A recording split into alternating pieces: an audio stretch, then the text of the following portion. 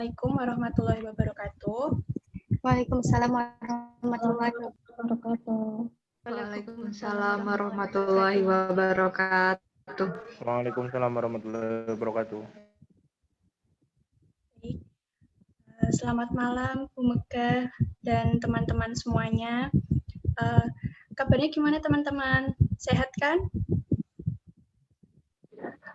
Semoga kita semua Alhamdulillah dalam keadaan sehat. Amin. Alhamdulillah. Sehat semua. Amin. Yang kami hormati Ibu Megah Andriani selaku dosen pembimbing kami dan teman-teman sekalian yang kami sayangi. Sebelumnya kami ucapkan terima kasih kepada Ibu Megah dan teman-teman sekalian karena telah meluangkan waktu untuk menghadiri acara pada malam hari ini yaitu Musyawarah Warga 2. Pertama-tama marilah kita panjatkan puji.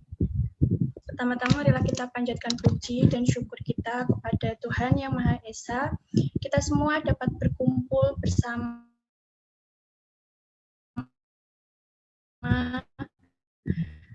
meskipun saat pandemi seperti ini, kita selalu dalam keadaan sehat tanpa kurang suatu apapun. Ya Rabbal Alamin. Nah, baik teman-teman, sebelum saya lanjutkan ke acara, lebih baik kita perkenalan terlebih dahulu kali ya, biar kita lebih saling mengenal satu sama lain. Mungkin nanti mekanismenya perkenalan dari masing-masing fasilitator, dan masing-masing fasilitator juga memperkenalkan kliennya. Oke, mungkin yang pertama bisa dimulai dari Mbak Eva. Silahkan Mbak Eva memperkenalkan diri dan teman-temannya. Oke, baik. Assalamualaikum warahmatullahi wabarakatuh. Baiklah teman-teman, perkenalkan ya. Baiklah, perkenalkan nama saya Eva Agustiani. Ada 3 klien saya yang bernama Jundra Harja, Andrea Saputra, dan juga Mega Sartika. Untuk yang gabung saat ini ada 2, yaitu Jundra Harja yang sudah bergabung dan juga Andrea Saputra. Begitu. Ada tambahan lain, Mbak? Buat perkenalan? Oke, mungkin kliennya bisa say hi dulu kali ya, biar kita tahu. Oh ya, boleh. Mana. Monggo untuk Jundra dan juga Andrea buat say hi terlebih dahulu. Yang mana? Mungkin Jundra dulu kali ya. Halo. Monggo. Waalaikumsalam. Waalaikumsalam warahmatullahi wabarakatuh. Salam kenal ya teman-teman. Salam kenal. Iya, salam kenal. Oke, terus terima kasih buat Jundra. Selanjutnya buat Andrea Saputra. Oh ya, mohon maaf teman-teman, buat Andrea untuk sinyalnya agak sedikit ada gangguan sehingga tidak bisa untuk on cam ya. Monggo Andrea.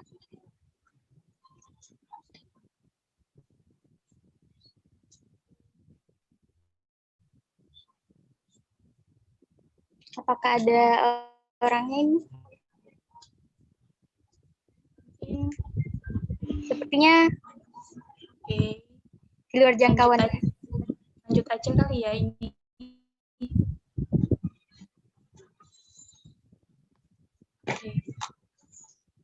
Ya udah, mungkin bisa dilanjut dulu buat yang lain. Oke. Perkenalan selanjutnya mungkin dari saya dulu aja ya. Perkenalkan teman-teman, nama saya Nanda Alivia Desiana. Saya sebagai pembawa acara pada acara malam hari ini, dan klien saya ada Mbak Elsa Puspita Nadila. Mungkin Mbak Elsa bisa say hi. Hai. Mbak Elsa. Hai. Oke, terima kasih Mbak Elsa. Untuk selanjutnya ada Mbak Dwi Putri Utami.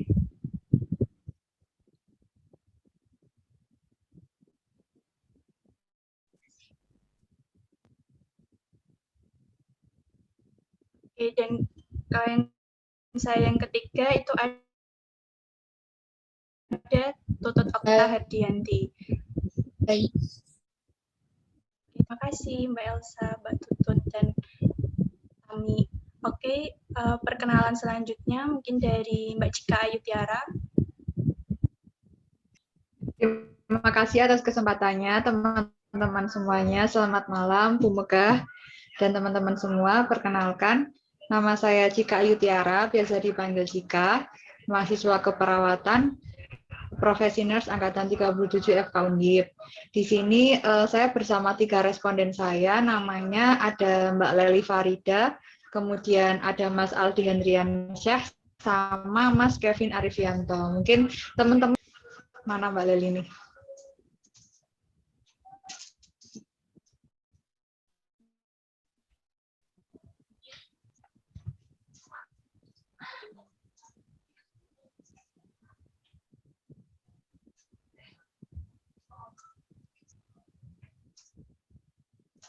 Sepertinya ada kendala teknis juga ya teman-teman. Mungkin bisa lanjut dulu ke Mas Kevin. Mas Kevin, bisa say hi ke teman-teman yang di sini? Assalamualaikum Waalaikumsalam warahmatullahi wabarakatuh. warahmatullahi wabarakatuh. Waalaikumsalam warahmatullahi wabarakatuh. Waalaikumsalam. Ya ini Mas Ya. Kevin, jadi responden saya ketiga-tiganya dari ini ya. Oke. Kemudian ada juga Mas Aldi Hendriansyah.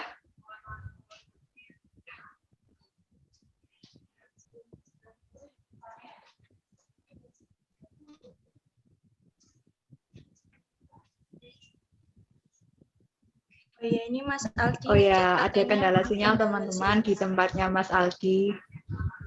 Iya, nggak apa-apa. Terima kasih atas waktu yang telah diberikan. Saya Terima kembalikan kasih Mbak lagi. Cika atas perkenalannya. Oke. Selanjutnya perkenalan dari Pak Ibnu.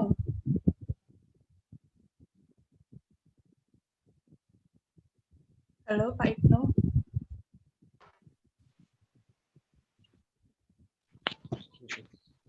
Halo, Silahkan Pak memperkenalkan diri.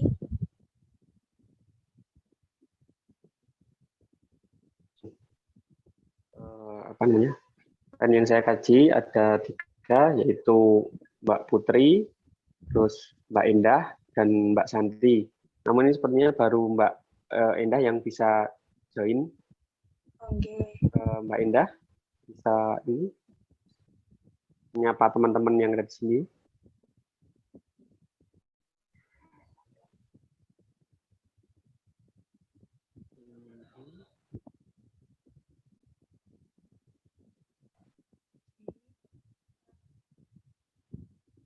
Sepertinya masih belum ini ya, belum apa? Oh iya, Bisa nggak untuk apa-apa Pak. menyapa teman-teman. Untuk Mungkin apa lanjut yang teman belum yang lain kali. bisa join, mungkin akan saya coba untuk hubungi. Itu saja, mungkin bisa dilanjut untuk perkenalan teman-teman yang lain. Ya, baik. Terima kasih Pak Ibnu. Oke, untuk perkenalan selanjutnya dari Mbak Ovi mungkin.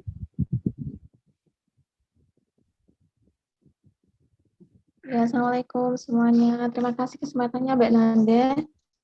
Perkenalkan, saya Ovi Imran Latifah. Di sini ada saya mengkaji 3 teman saya, yaitu Ahla Hulaila, Afinda, sama Afina Mu'afarahman. Tetapi pada saat ini baru ada Mbak Ahla Hulaila yang bisa masuk. Mungkin Mbak Ahla bisa say hi dulu, Mbak Ahla. Ya, saya di sini, Mbak Pi. Ya, terima kasih Mbak Ahla. Oke. Baik. Lanjut Terima ke yang kasih Mbak lain. Ovi dan Mbak Ahla atas perkenalannya. Oke, lanjut ke yang lain yaitu mungkin dari Pak Zainal Arifin, bisa memperkenalkan diri dan teman-temannya.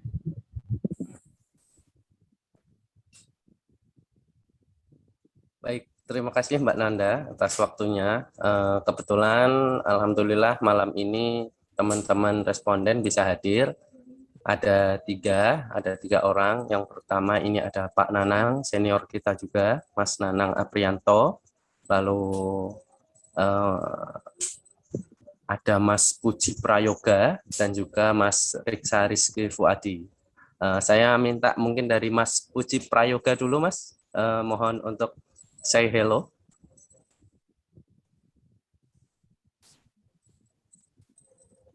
Ya, terima kasih Mas Zainal. Oke. Baik, itu dari Mas Puji Prayoga. Lalu untuk Mas Riksa Rizky. Halo, assalamualaikum, selamat malam, salam kenal semua.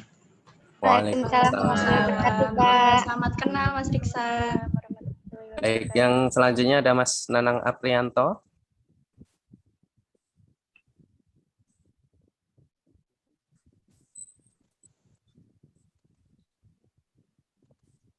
Ya, Pak Nanang.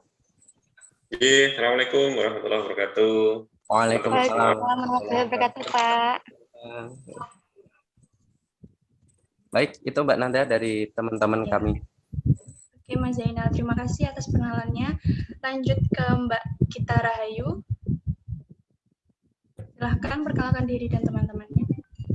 Baik, terima kasih atas kesempatannya Mbak Nanda. Perkenalkan teman-teman, saya Gita Rahayu dengan 3 responden saya, yaitu pertama Mbak Sabika, Mas Daru, dan Mas Granto. Boleh Mbak Sabika say hi?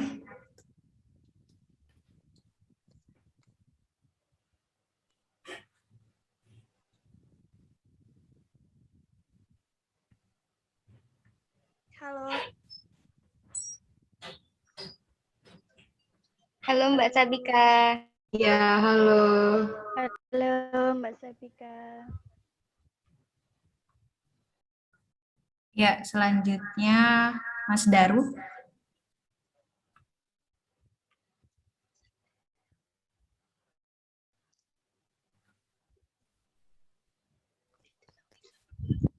Halo, assalamualaikum. Salam kenal semua. Waalaikumsalam. Ya, selamat. Salam kenal juga ya, Mas warahmatullahi Daru. wabarakatuh. Salam kenal juga. Ya, terima kasih. Dan terakhir Mas Granto, silahkan.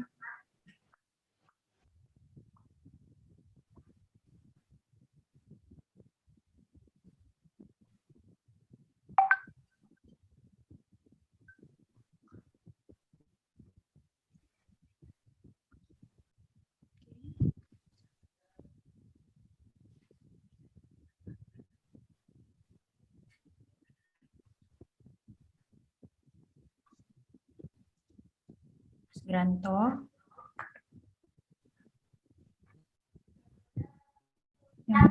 Mungkin kendala sinyal. Mungkin lanjut dulu ke yang lain kali ya Mbak Gita. Ya, sekian perkenalannya. Terima kasih Mbak Nanda dan teman-teman. Bisa jadi.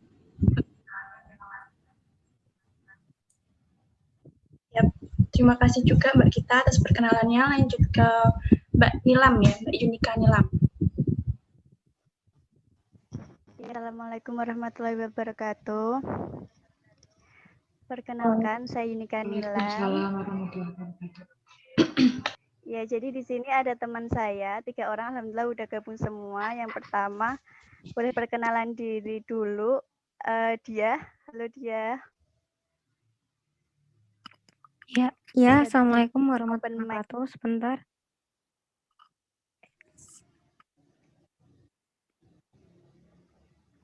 Mungkin bisa disapa dulu. Waalaikumsalam warahmatullahi wabarakatuh. Waalaikumsalam, Mbak Tia. Kemudian ada Jihan Fitriah di sini. Halo Jihan. Halo Mbak Jihan. Assalamualaikum. Waalaikumsalam Mbak Jihan. Dan yang terakhir ada Mbak Hernita. Halo Mbak Hernita. Halo Mbak Hernita. Halo, assalamualaikum. Waalaikumsalam.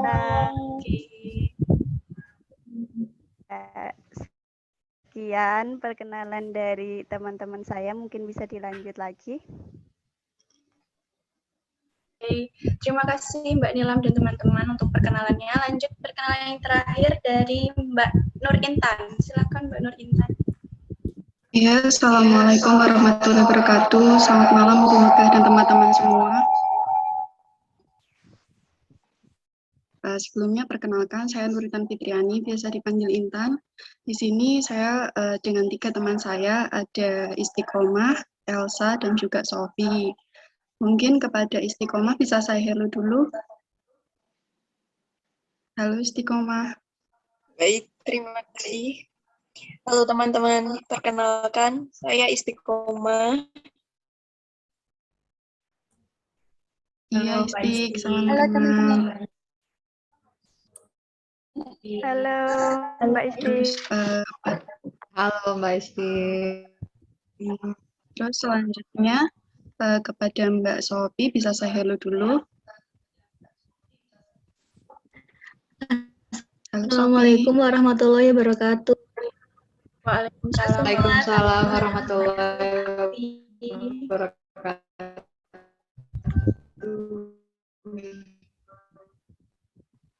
Ya, mungkin lanjut ke Mbak Elsa. Mbak Elsa Hidayati. Ya, halo, selamat malam teman-teman. Selamat Selamat malam Mbak Elsa. Iya, salam kenal ya. Iya, salam kenal juga ya Mbak Elsa. Ya, mungkin cukup sekian teman-teman perkenalan dari klien saya. Wassalamualaikum warahmatullahi wabarakatuh. Waalaikumsalam. Waalaikumsalam warahmatullahi wabarakatuh. Oke, terima kasih teman-teman semuanya sudah memperkenalkan diri masing-masing. Jadi pada malam hari ini kita akan menyelenggarakan musyawarah warga 2, di mana nanti kita akan berdiskusi bersama untuk menentukan masalah kesehatan berdasarkan hasil survei dari kuesioner yang sudah teman-teman isi kemarin. Kemudian juga nanti kita berdiskusi terkait kegiatan-kegiatan untuk mengatasi masalah tersebut. Nah, untuk lamanya nanti kurang lebih akan berjalan selama 1 jam dan lewat Zoom ini ya teman-teman. Oke. Saya selaku pembawa acara pada malam hari ini mohon izin untuk menyampaikan susunan acaranya terlebih dahulu, yaitu yang pertama nanti ada pembukaan disertai dengan doa bersama, lalu sambutan dari ketua kelompok, dilanjutkan dengan penyampaian hasil pengkajian, lalu disambung dengan diskusi, dan terakhir penutup. Jadi teman-teman semuanya, karena mengingat waktu kita yang terbatas ini, langsung saja kita mulai acara musyawarah pada malam hari ini. Alangkah baiknya kita berdoa bersama terlebih dahulu. Berdoa sesuai dengan keyakinan masing-masing, dipersilahkan.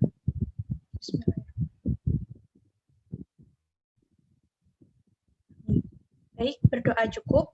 Semoga acara musyawarah pada malam hari ini berlangsung dengan lancar dan dapat menghasilkan keputusan-keputusan yang terbaik dan bermanfaat untuk kita semua. Amin. Lanjut ke acara selanjutnya, yaitu sambutan yang akan disampaikan oleh ketua kelompok kami, yaitu Pak Ibnu Fayaz. Kepada Pak Ibnu, waktu dan tempat kami persilahkan. Baik, terima kasih atas kesempatan yang diberikan. Assalamualaikum warahmatullahi wabarakatuh. Waalaikumsalam. Waalaikumsalam warahmatullahi wabarakatuh. Salam sejahtera bagi kita semua. Yang kami hormati Bapak dan Ibu Megah selaku pembimbing akademik, yang saya hormati Bapak Ibu yang sudah bersedia menjadi partisipan dan meluangkan waktu untuk ikut dalam acara musyawarah warga pada malam hari ini. Dan yang saya banggakan teman-teman kelompok 1 yang sudah kerja dari mulai pengkajian hingga terselenggaranya acara musyawarah warga pada malam hari ini. Sebelumnya marilah kita panjatkan puja dan puji syukur atas kehadirat Tuhan Yang Maha Esa yang telah melimpahkan banyak rahmat-Nya sehingga kita dapat berkumpul dalam acara musyawarah warga pada malam hari ini. Bapak Ibu sekalian, kita tahu bahwa pandemi ini sudah lama kita rasakan dan sudah banyak usaha yang dilakukan oleh pemerintah untuk mengatasi masalah pandemi kesehatan yang kita alami saat ini. Dan pandemi ini tidak hanya berdampak pada yang terkena COVID atau yang terkena virus COVID saja. Namun dampaknya juga kita rasakan bagi kita semua, dari ada yang terdampak di PHK, ada yang sekolahnya menjadi online, juga selain masalah-masalah tersebut juga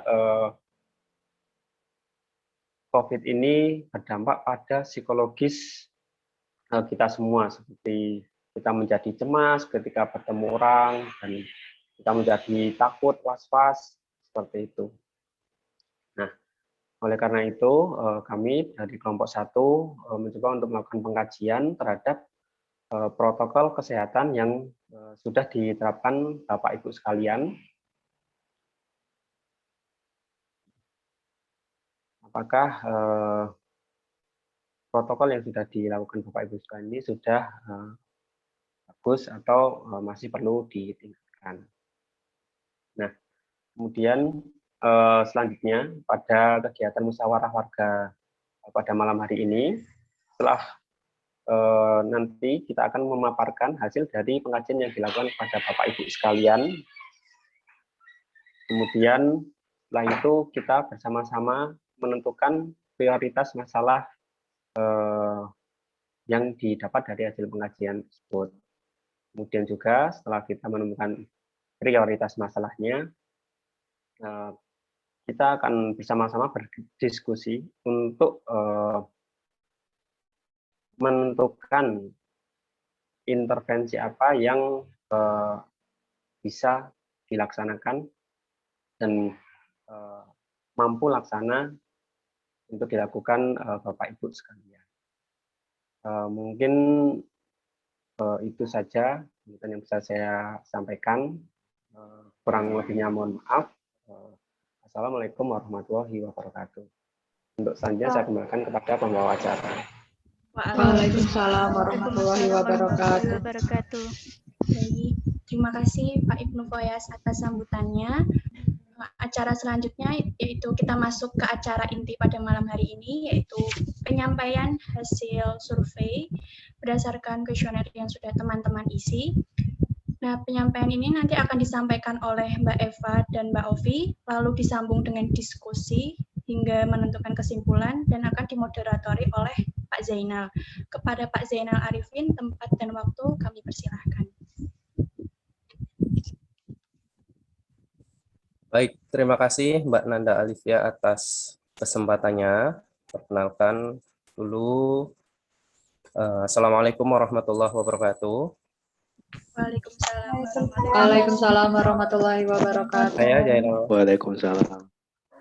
Saya Zainal Arifin yang akan memandu jalannya pengkajian ini, yang mana sebelumnya nanti ada beberapa data yang akan disajikan oleh rekan kita, yaitu Mbak Eva dan Mbak Ovi, yang mereka berdua ini sudah tentunya sangat kompeten, yang sudah mengolah data kemarin sehingga mendapatkan suatu masalah ataupun kesimpulan dari data-data yang sudah didapatkan.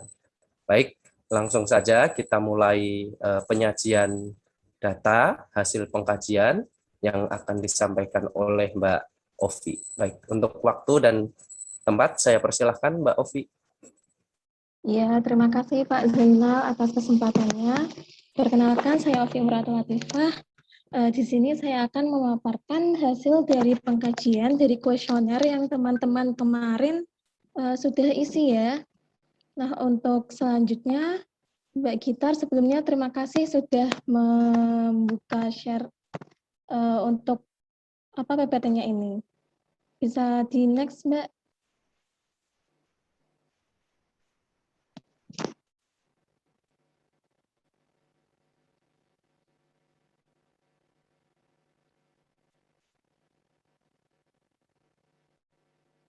Iya, Mbak Gita. Oke.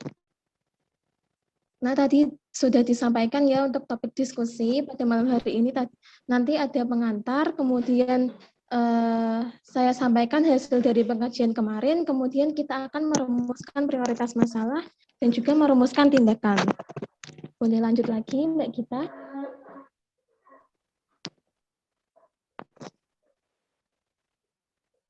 Nah, untuk selanjutnya, mungkin teman-teman di sini sudah paham ya, untuk COVID-19 ini, itu namanya coronavirus, atau biasa kita sebut COVID-19. Merupakan salah satu penyakit infeksi yang menyerang saluran pernafasan. Dan dampak yang ditimbulkan itu tidak hanya fisiknya saja, tetapi juga menyerang psikologis. Salah satunya itu adalah masalah kecemasan. Lanjut. Nah, untuk datanya ini kami dapatkan dari covid.go.id, mana datanya ini tanggal 19 Agustus tahun 2021, di mana peta persebaran COVID-19 di Indonesia untuk yang terkonfirmasi positif ada 3.930.300 kasus. Untuk yang aktif, kasus aktifnya itu ada 334.752. Kemudian data untuk yang sembuhnya ada 3.472.915 kasus. Untuk kasus meninggal ada 122.633 kasus. Nah, untuk yang vaksin sendiri di Indonesia ini, untuk vaksin pertama sudah diberikan kepada 60.045.931 orang. Untuk yang vaksin kedua ini sudah diberikan kepada 30.368.525 orang. Lanjut.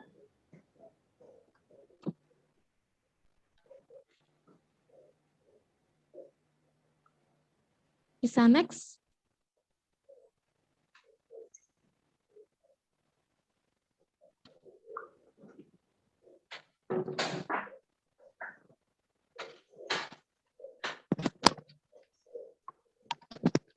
Oke, selanjutnya adalah perkembangan kasus terkonfirmasi positif COVID-19 yang diambil datanya tanggal 19 Agustus. Bisa dilihat ya di sini dari bulan Juli itu mengalami kenaikan, kemudian pada Agustus pertengahan ini data tanggal 19 Agustus ini menurun ya, di mana kasus terkonfirmasi positif COVID-19 ini jumlahnya 22.053 kasus. Oke, lanjut lagi, Mbak Gita.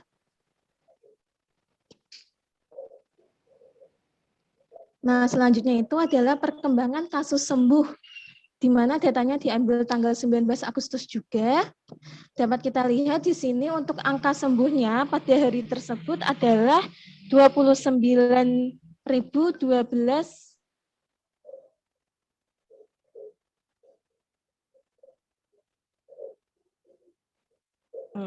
Oke, lanjut lagi.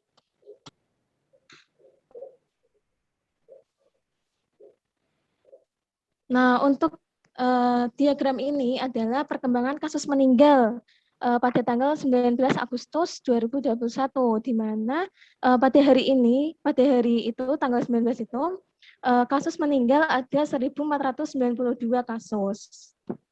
Oke, lanjut lagi Mbak Gita.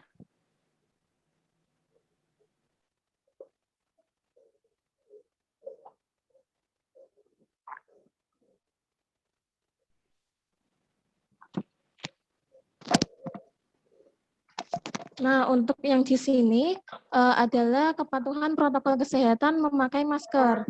Ini juga datanya kami ambil dari covid.go.id, di mana yang merah itu adalah menandakan kepatuhannya yang kurang, yaitu kurang dari 60%. Untuk yang orange adalah kepatuhan 61 sampai 75%. Untuk yang kuning adalah kepatuhan 76 sampai 90%, dan untuk yang hijau adalah kepatuhan yang tinggi yaitu 91 sampai 100%.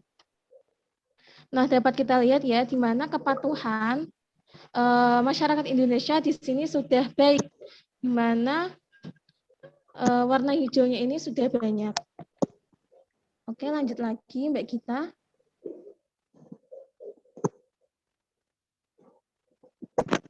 Nah, kemudian untuk kepatuhan protokol kesehatan khususnya menjaga jarak dan menjauhi kerumunan. Dapat kita lihat di sini juga, angka kepatuhan atau warna yang hijau ini juga sudah banyak ya, di mana kepatuhannya sendiri itu ada 43,64%. Seperti itu. Jadi untuk kepatuhan protokol kesehatan sendiri baik baik memakai masker ataupun menjaga jarak dan menjauhi kerumunan pada masyarakat Indonesia ini sudah bagus seperti itu. Oke, lanjut. Nah, selanjutnya adalah hasil pengkajian hasil kuesioner yang kemarin sudah didapatkan dari kuesioner yang teman-teman sudah isi kemarin ya. Untuk pertama adalah identitas klien, di mana sebagian besar teman-teman di sini adalah berjenis kelamin perempuan, yaitu 67%. Lanjut lagi.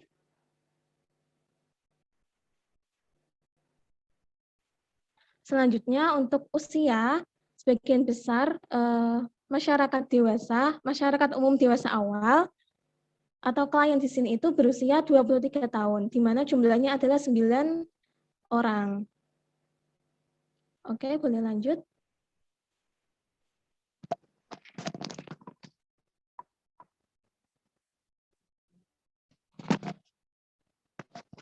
Nah, untuk tempat tinggalnya, jenis tempat tinggalnya, sebagian besar masyarakat umum dewasa awal atau klien di sini itu tinggalnya di rumah, yaitu 89%.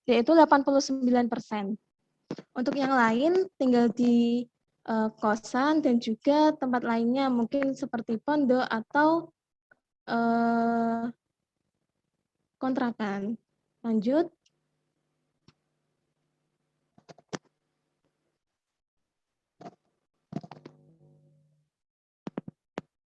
Nah, selanjutnya adalah data dari pendidikan terakhir yang ada pada masyarakat umum dewasa awal, di mana sebagian besar klien di sini atau teman-teman di sini adalah tamatan dari perguruan tinggi atau sederajat, yaitu 59%. Oke, lanjut lagi.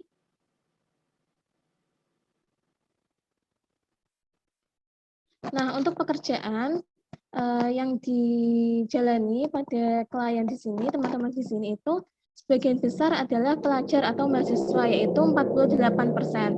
Untuk yang lain adalah ada yang tidak bekerja, kemudian ada yang PNS, ada yang karyawan swasta, wira swasta, dan juga pekerjaan lainnya. Oke, lanjut lagi.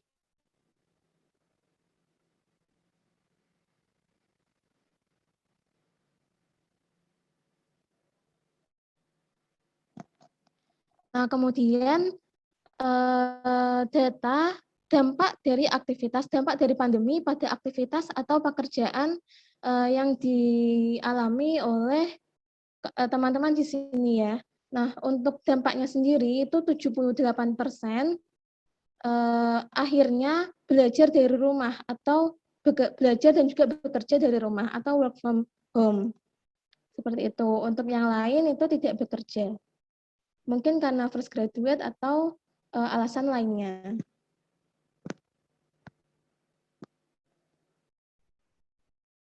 Oke, boleh lanjut lagi.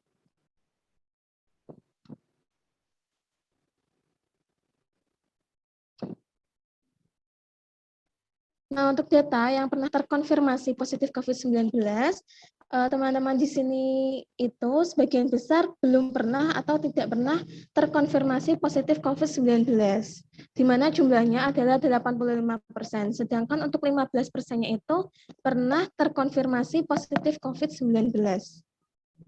Oke, boleh dilanjutkan.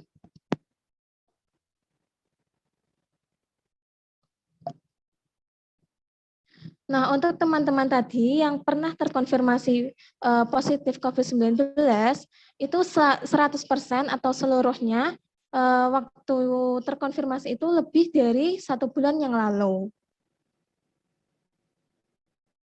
Oke, lanjut lagi.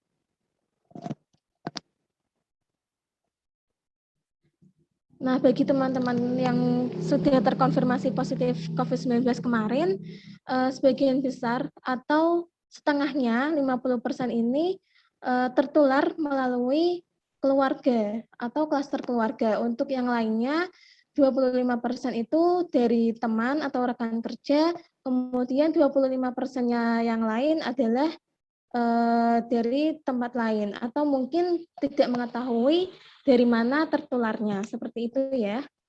Oke, boleh lanjut lagi Mbak Gita. Nah, untuk riwayat penyakit kronis, seluruhnya klien di sini atau teman-teman di sini itu tidak memiliki riwayat penyakit kronis.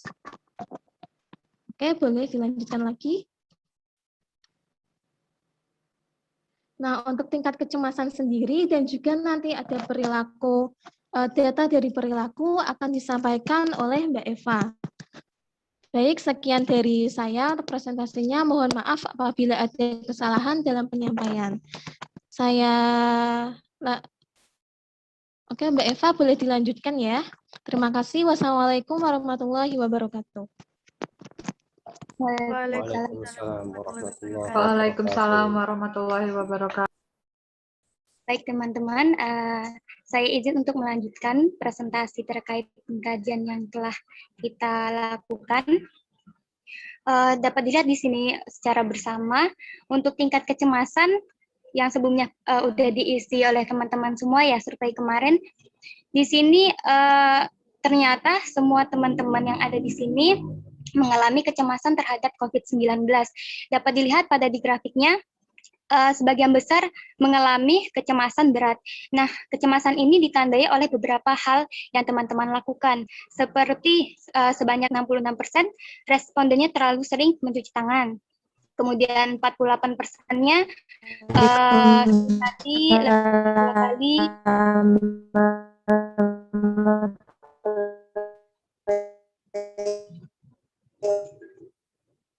Oke. Baik, saya lanjutkan. Kemudian untuk sebanyak 37% teman-teman semua takut berinteraksi dengan orang-orang saat di jalan, dan sebanyak 59% teman-teman semua takut bersalaman dengan orang lain saat COVID-19. Mungkin bisa di next, Mbak.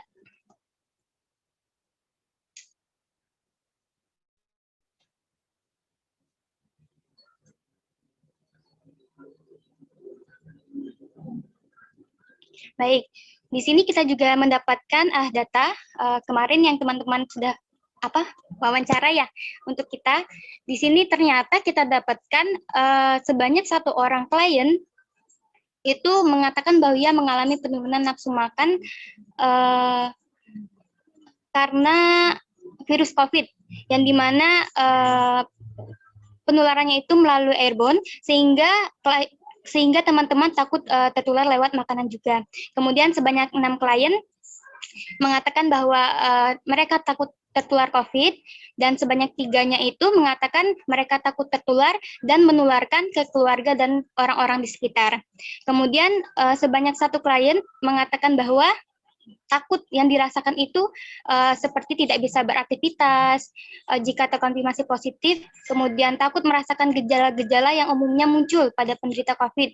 Kemudian 1 orang lagi mengatakan takut yang dirasakan mengakibatkan kekebalan tubuh menurun, dan juga 1 orang lagi mengatakan ia takut jika terpapar COVID akan menjadi sulit berkonsentrasi. Kemudian untuk sebanyak 3 teman-teman mengatakan bahwa mereka tidak bisa berkonsentrasi karena takut, overthinking, parno, sehingga panik ketika mendengar berita COVID begitu. Next, Mbak.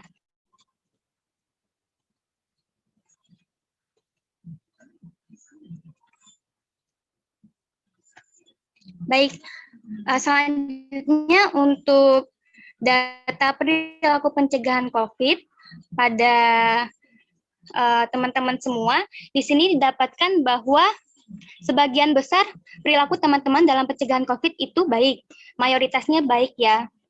Di mana teman-teman sebagian besar sudah memakai masker saat keluar rumah, kemudian mencuci tangan saat sebelum atau sesudah melakukan sesuatu, kemudian teman-teman semua menutup mulut ketika batuk dan bersin.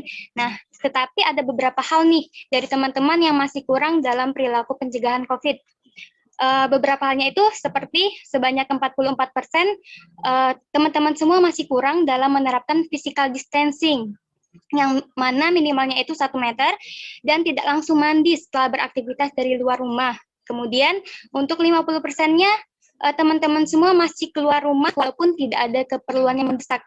Sedangkan kita disarankan untuk tidak keluar rumah jika tidak dalam keadaan yang mendesak ya.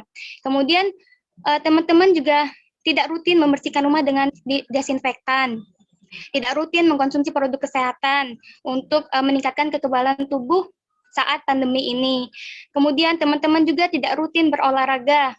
Ada sebanyak minimalnya seminggu sekali yang tujuannya itu untuk menjaga kesehatan di masa pandemi ini. Nah, untuk mayoritas responden itu masih kurang dalam berbagi informasi terkait COVID kepada keluarga ataupun kepada kerabat dan juga teman-teman lainnya. Kemudian masih adanya kurang untuk mengikuti perkembangan kasus COVID tersebut dan masih banyak juga klien yang menghadiri pertemuan secara langsung yang melibatkan banyak orang tanpa protokol kesehatan sesuai standar. Baik, boleh dilanjutkan, Mbak.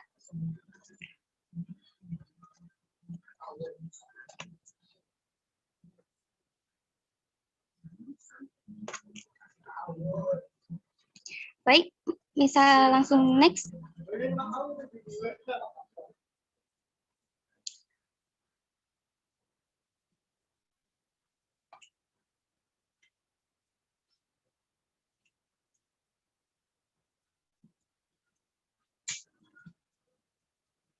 Next, Mbak.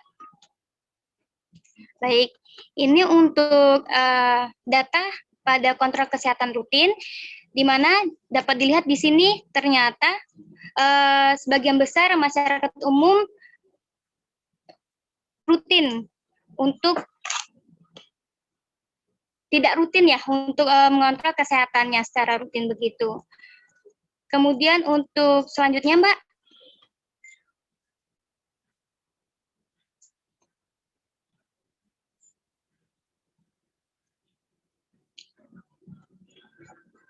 Baik, pada riwayat vaksinasi COVID, di sini ternyata sebagian besar masyarakat sudah mendapatkan vaksin COVID-19. Alhamdulillah ya Mbak dan ibu-ibu teman-teman sekalian. Dan ini ternyata masih ada sekitar 30% yang belum mendapatkan belum mendapatkan vaksinasi COVID-19, mohon maaf. Semoga diharapkan nanti ke depannya bisa untuk vaksinasi ya Bapak Ibu sekalian.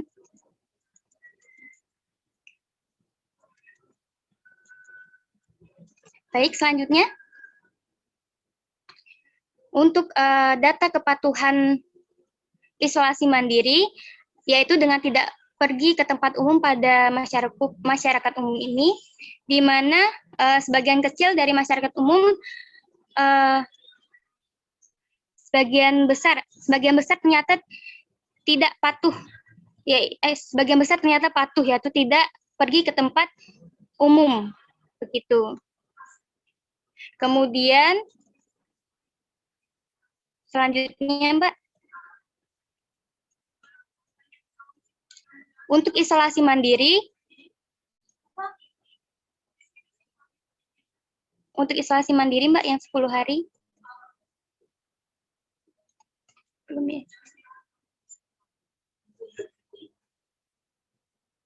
Tidak, baiklah. Untuk yang sekitar lingkungan yang masih diperbolehkan atau ada kegiatan yang mengumpulkan warga pada masyarakat umum, di mana dapat dilihat sesuai dengan diagram di sini, sebagian besarnya masyarakat masih di sekitar lingkungan masyarakat itu masih memperbolehkan adanya kegiatan, sehingga dapat memicu terjadinya resiko untuk tertular COVID begitu.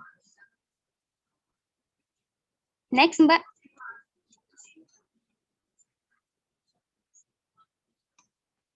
Nah, berdasarkan hasil wawancara kepada teman-teman semua, di mana didapatkan sebanyak 3 teman-teman mengatakan bahwa teman-teman masih malas untuk berolahraga.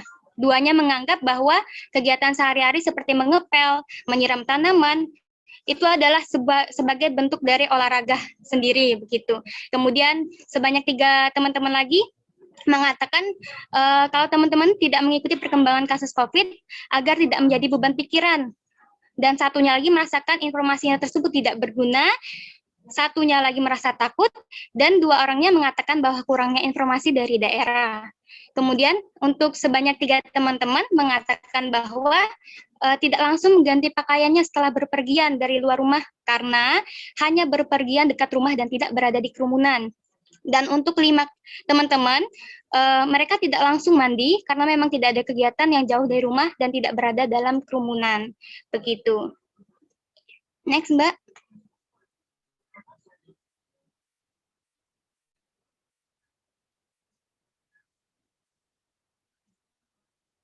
Baik, selanjutnya untuk sebanyak 4 teman-teman merasa bahwa teman-teman tidak perlu membagikan informasi COVID-19 karena informasi sudah dibagikan oleh orang lain atau pemerintah. Dan 3-nya lagi merasa takut kalau nantinya meresahkan keluarga jika membagikan informasi COVID-19.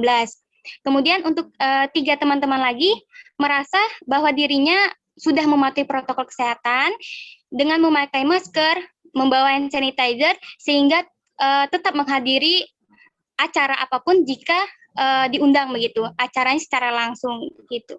Kemudian untuk 1 teman-teman lagi merasa takut dan ragu untuk vaksin karena banyak berita yang simpang siur. Memang banyak ya teman-teman semua di luar sana untuk berita yang masih simpang siur.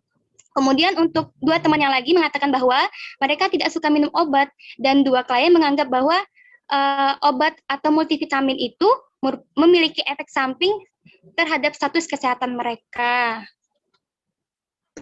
Next, Mbak. Nah, kita next untuk ke edukasi, untuk ke pengetahuan teman-teman sekalian terkait COVID-19. Dapat dilihat di sini mayoritas teman-teman semua sudah memiliki pengetahuan yang baik terhadap COVID-19. Begitu, hanya saja ada beberapa bagian yang memang yang belum terjawab dengan benar. Nah, untuk beberapa bagiannya itu, seperti salah satunya tentang apa namanya? Mohon maaf sebentar, nggih.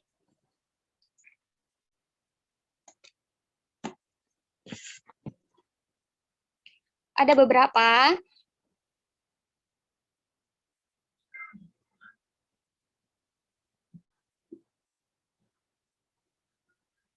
Nah, di sini sebanyak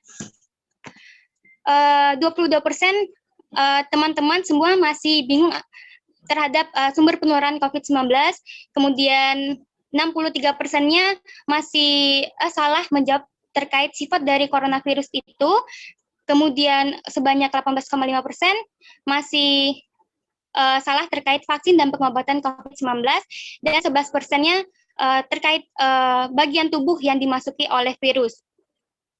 Seperti itu. Jadi masih ada beberapa hal, poin-poin tertentu yang teman-teman sekalian keliru untuk dalam menjawab dari kuesioner kemarin. Begitu. Baik, selanjutnya di next, Mbak.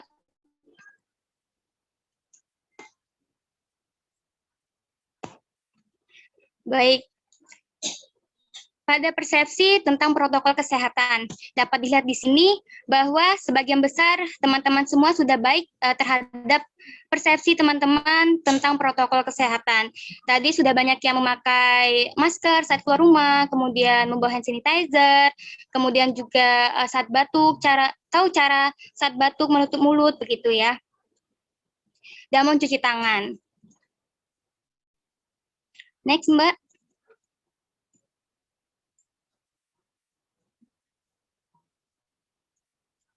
Baik, untuk yang edukasi, sebanyak 59% teman-teman semua masih tidak setuju terkait dengan persepsi mencuci tangan. Tidak perlu menggunakan air dan sabun, tetapi dapat diganti menggunakan hand sanitizer. Di sini teman-teman semua sebagian teman-teman masih beranggapan bahwa kita itu tidak perlu mengganti cuci tangannya menggunakan hand sanitizer, begitu. Next, Mbak.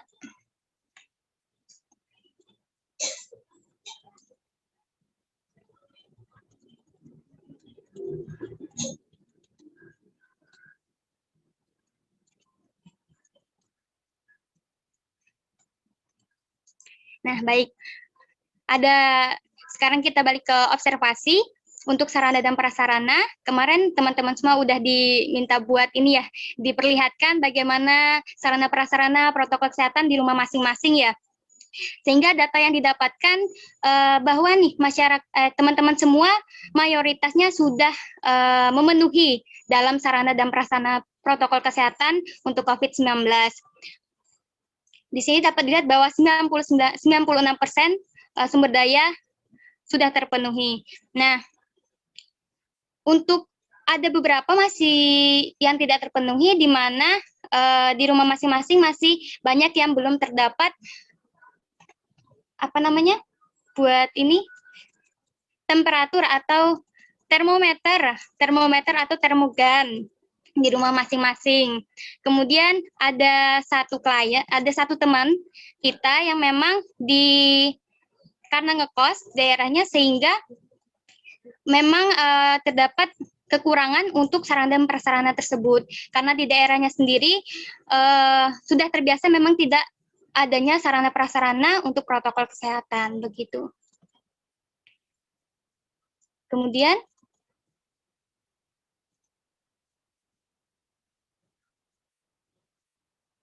baik. Boleh dibaik lagi, Mbak.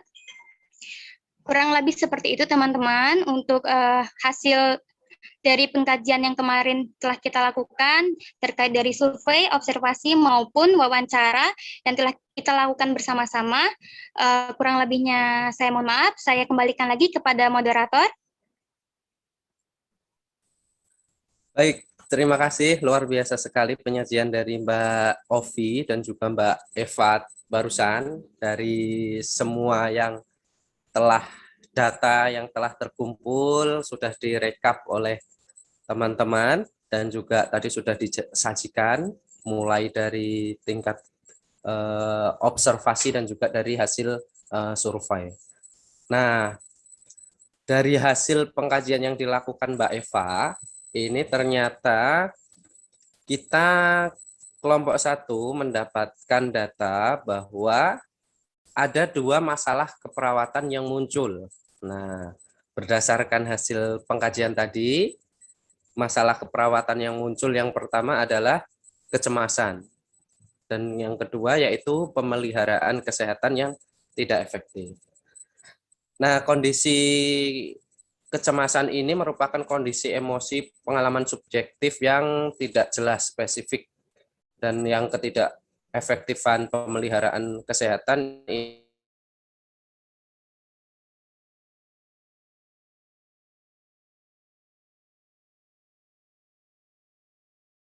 mengidentifikasi, mengelola, atau menemukan. Sekarang kita mulai akan masuk ke tahap ketiga, yaitu merumuskan prioritas masalah.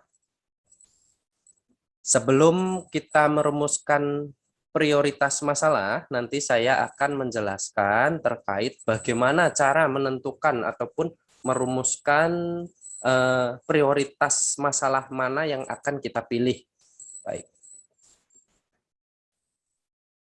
Baik, langsung saja kita ke prioritas masalah, Mbak. Boleh? Ya. Nah, dalam menentukan prioritas masalah ini, kita menggunakan rumus ataupun pendekatan Hanlon method. Nah, pendekatan Hanlon method itu terdiri dari sebuah rumus yang terdiri dari A plus 2B kali C. A-nya merupakan presentasi populasi dari kita yang mengalami masalah, nanti akan kita bandingkan secara bersama.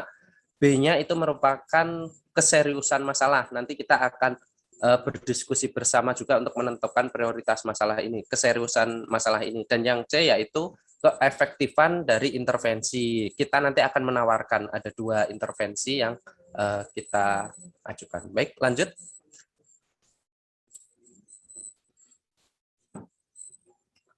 Nah, dari pendekatan Hanlon Method tadi, yang poin A itu merupakan presentasi populasi masalah yang populasi yang mengalami masalah. Nanti presentasi prosentase ini akan kita rank ataupun kita buat apa ya namanya kriteria dari berdasarkan jumlah responden atau teman-teman yang mengalami masalah. Nanti akan kita rankan misal responden yang mengalami masalah itu sedikit, dipersenkan itu 0,01%, nilainya 1 atau 2. Sampai nanti paling atas yaitu 25% atau lebih itu 9 sampai 10. Kita lanjut ke B. Kita mengenal huruf B dalam istilah Hanlon ini. Nah, pada huruf B atau rumus di huruf B ini merupakan tingkat keseriusan masalah. Nah, tingkat keseriusan masalah ini nanti kita diskusikan bersama, di mana nanti saya akan menanyakan kepada teman-teman semua sejauh mana menurut teman-teman tingkat keseriusan masalah yang kita alami. Misalnya tadi kecemasan itu seberapa serius sih? Nanti misal tidak serius itu ada di nilai 0, 1, 2. Cukup serius 3, 4, 5. Nah, nanti jika teman-teman sudah memilih misalnya serius. Nah, serius itu ada di rentang berapa? Apakah 6, 7, atau 8? Nah, kenapa memilih misalnya nanti memilih 7? Nah, alasannya apa? Alasannya itu ada di indikator, yaitu mulai dari kedaruratan, kegawatan, kerugian ekonomi, dan juga faktor resiko yang merugikan terhadap lingkungan sekitar kita. Baik, lanjut ke poin C. Next. Baik, nah ini mohon maaf, kita salah redaksi ya. Ini seharusnya C ya, bukan B. Nah, ini seharusnya C, maaf. Kami mohon maaf, karena seharusnya ini C, yaitu keefektifan intervensi. Nanti kita juga sama akan memberikan intervensi yang telah kita rencanakan. Nanti kita tawarkan kepada teman-teman semua, menurut teman-teman seberapa efektifkah tingkat intervensi itu. Nah, nanti kita akan diskusikan bersama. Baik, kita lanjut saja.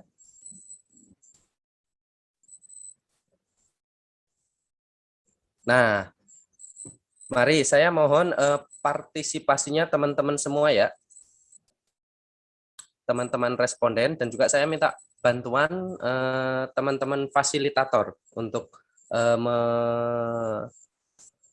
men-trigger agar teman-teman bisa memilih dan ikut berpartisipasi dalam menentukan prioritas masalah ini.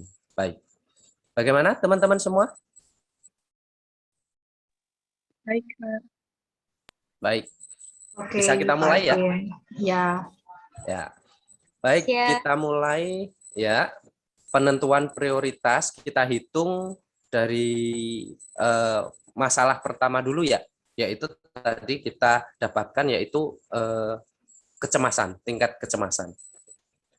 Baik, kita hitung dulu dari poin A. Poin A berdasarkan hasil pengkajian tadi, kalau ini presentasi populasi kita bisa lihat berdasarkan dari hasil pengkajian tadi ya.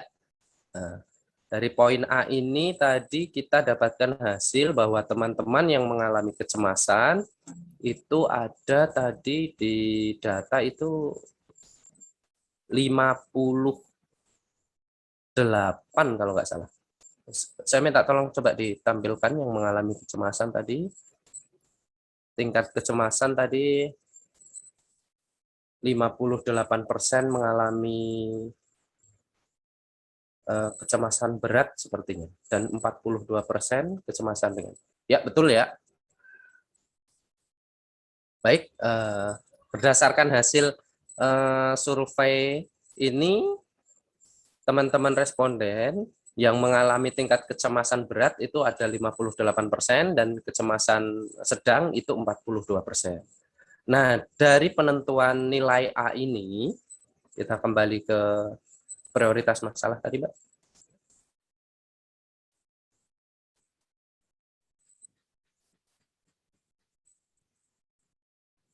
Ke bawah. Ya.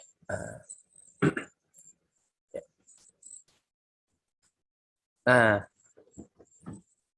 prosentase pada nilai A bisa kita kategorikan di nilai 25% atau lebih, yaitu nilainya 10. Nah, kenapa kita nilai 10? Karena berdasarkan, ya betul, ini kita tampilkan.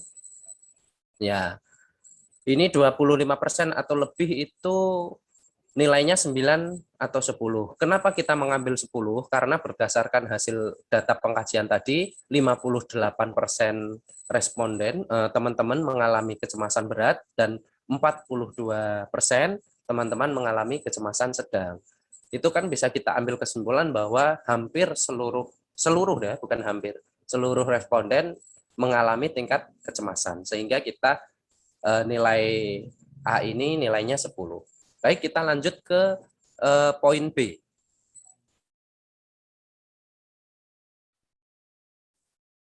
Ya. A plus 2B. Ya, betul. Dikali C. Ya. Baik, sekarang kita menentukan tingkat keseriusan masalah. Nah, di sini tingkat keseriusan masalah, ya. Kita bisa melihat di sini, misalnya ini nanti teman-teman menganggap ini tidak serius, cukup serius, serius, sangat serius. Nanti teman-teman silahkan pencet raise hand yang ada di masing-masing monitor ataupun Android ataupun iPhone teman-teman. Ya, setelah itu nanti salah satu dulu kita minta perwakilan dari teman-teman untuk memilih.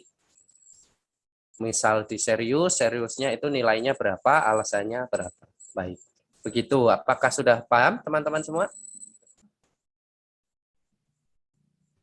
Iya, paham. Paham. Ya, Baik. paham. Baik, saya mohon dibantu juga oleh fasilitator ya. Silakan teman-teman mengangkat tangan melalui panel. Di situ ada raise hand untuk tingkat keseriusan masalah ini.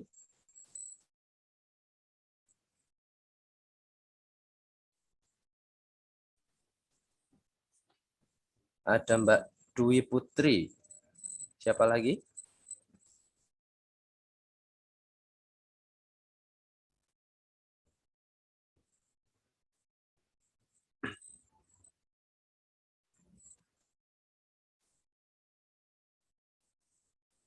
Ya, baik, kita ada Mbak Hernita, ada Mbak Yulinda, mungkin satu lagi yang bisa kita ini.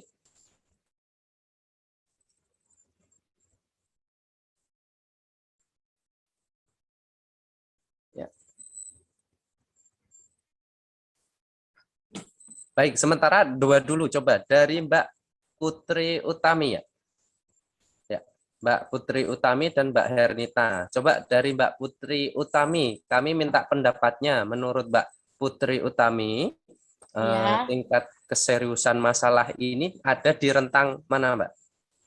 Ya, terima kasih. Kalau menurut saya, Mas, secara pribadi, itu termasuk dalam tingkat yang sangat serius karena berkaitan dengan mental seseorang, kuat tidaknya. Jadi sangat berpengaruh.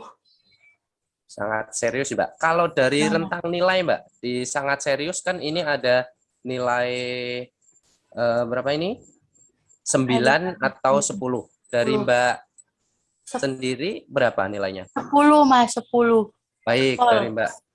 Oke, terima kasih, Mbak. Sama-sama. Selanjutnya Mbak Hernita Yulindasari. Ya, Pak. Ya. Menurut Mbak Hernita, tingkat keseriusan kecemasan masalah ini ada di rentang mana, Mbak? Menurut saya pribadi juga sangat serius. Iya, karena presentasenya yang merasa cemas banyak juga sih, tadi berapa, 50 berapa gitu toh. Iya, betul, Mbak. Nah, sangat serius ini ada di nilai berapa, Mbak? Kalau menurut Mbak Hernita, ada di nilai 9 atau 10? Dan selain alasannya dari analisa data tadi apa, Mbak? Iya, 10. Sama 10 ya, Mbak ya? Iya. Baik. Terima kasih. Baik, dari 2 responden ini, kita menilai masalah keseriusan ini ada di rentang 10. Saya akan kembalikan ke teman-teman responden yang lain. Bagaimana? Ada yang ingin memberikan pendapatnya lagi, atau semua responden setuju bahwa tingkat keseriusan masalah ini ada di rentang yang sangat serius dengan nilai 10. Monggo teman-teman bisa dibantu teman-teman fasilitator untuk men-trigger teman-teman yang lain. Baik, Mas Juandra setuju. Silakan teman-teman. Ya, yang lain. Saya beri waktu 10 detik. Kalau nanti memang tidak ada sanggahan ataupun pendapat lain, berarti mayoritas setuju ya. Itu Pak, Mbak Jihan. Ya, Jihan.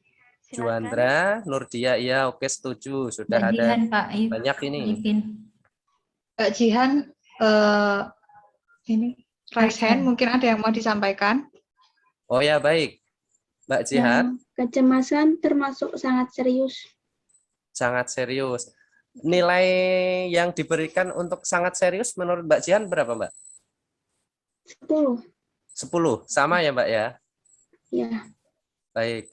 Teman-teman fasilitator, dari teman-teman yang lain, gimana?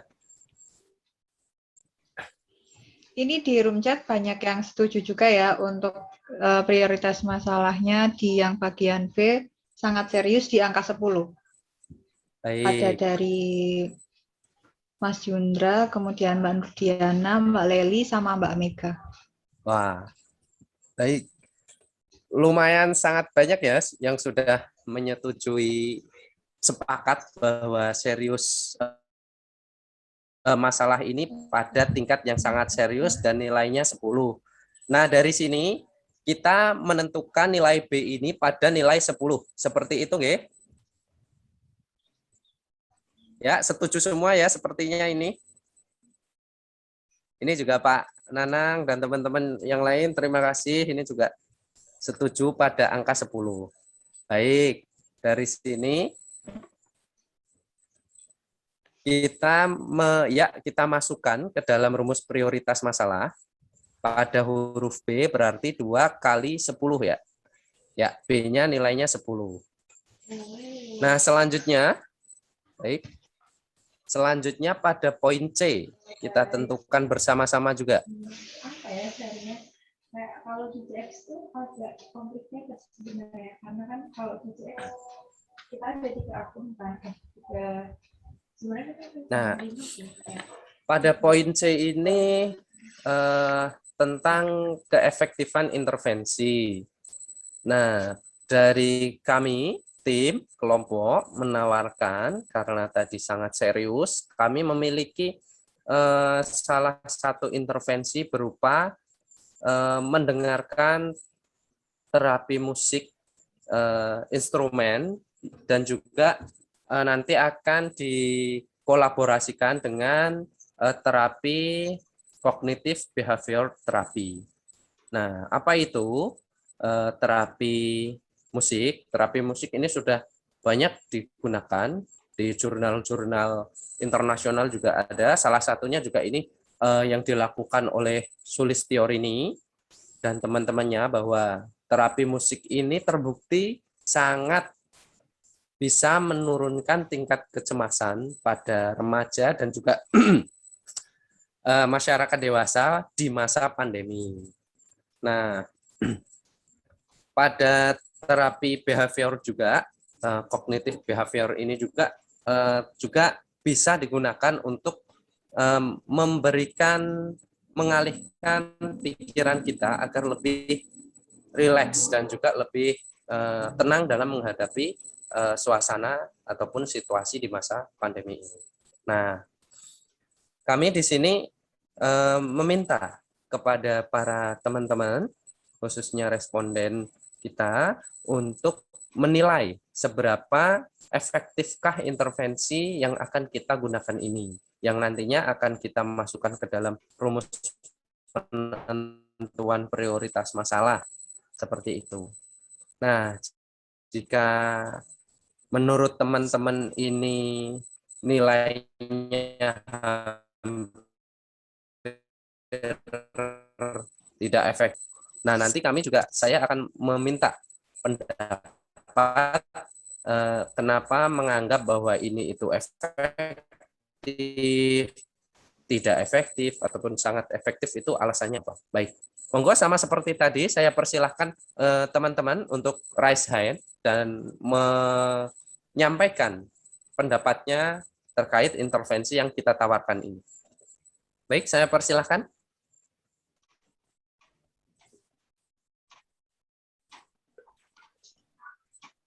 Silakan teman-teman yang mau menyampaikan pendapatnya bisa raise hand dulu ya. Atau bisa di chat room. Mbak Ahla, Mas. Oh ya, baik. Saya persilahkan Mbak Ahla untuk menyampaikan pendapatnya terkait penilaian keefektifan intervensi ini. Monggo, Mbak. Ya, baik, terima kasih atas waktunya. Mohon maaf, sebelumnya saya mau tanya, berarti intervensinya ini belum dilaksanakan ya, Kak? Berarti hanya saya berpendapat kira-kira saja, seperti itu? Atau sudah dilaksanakan?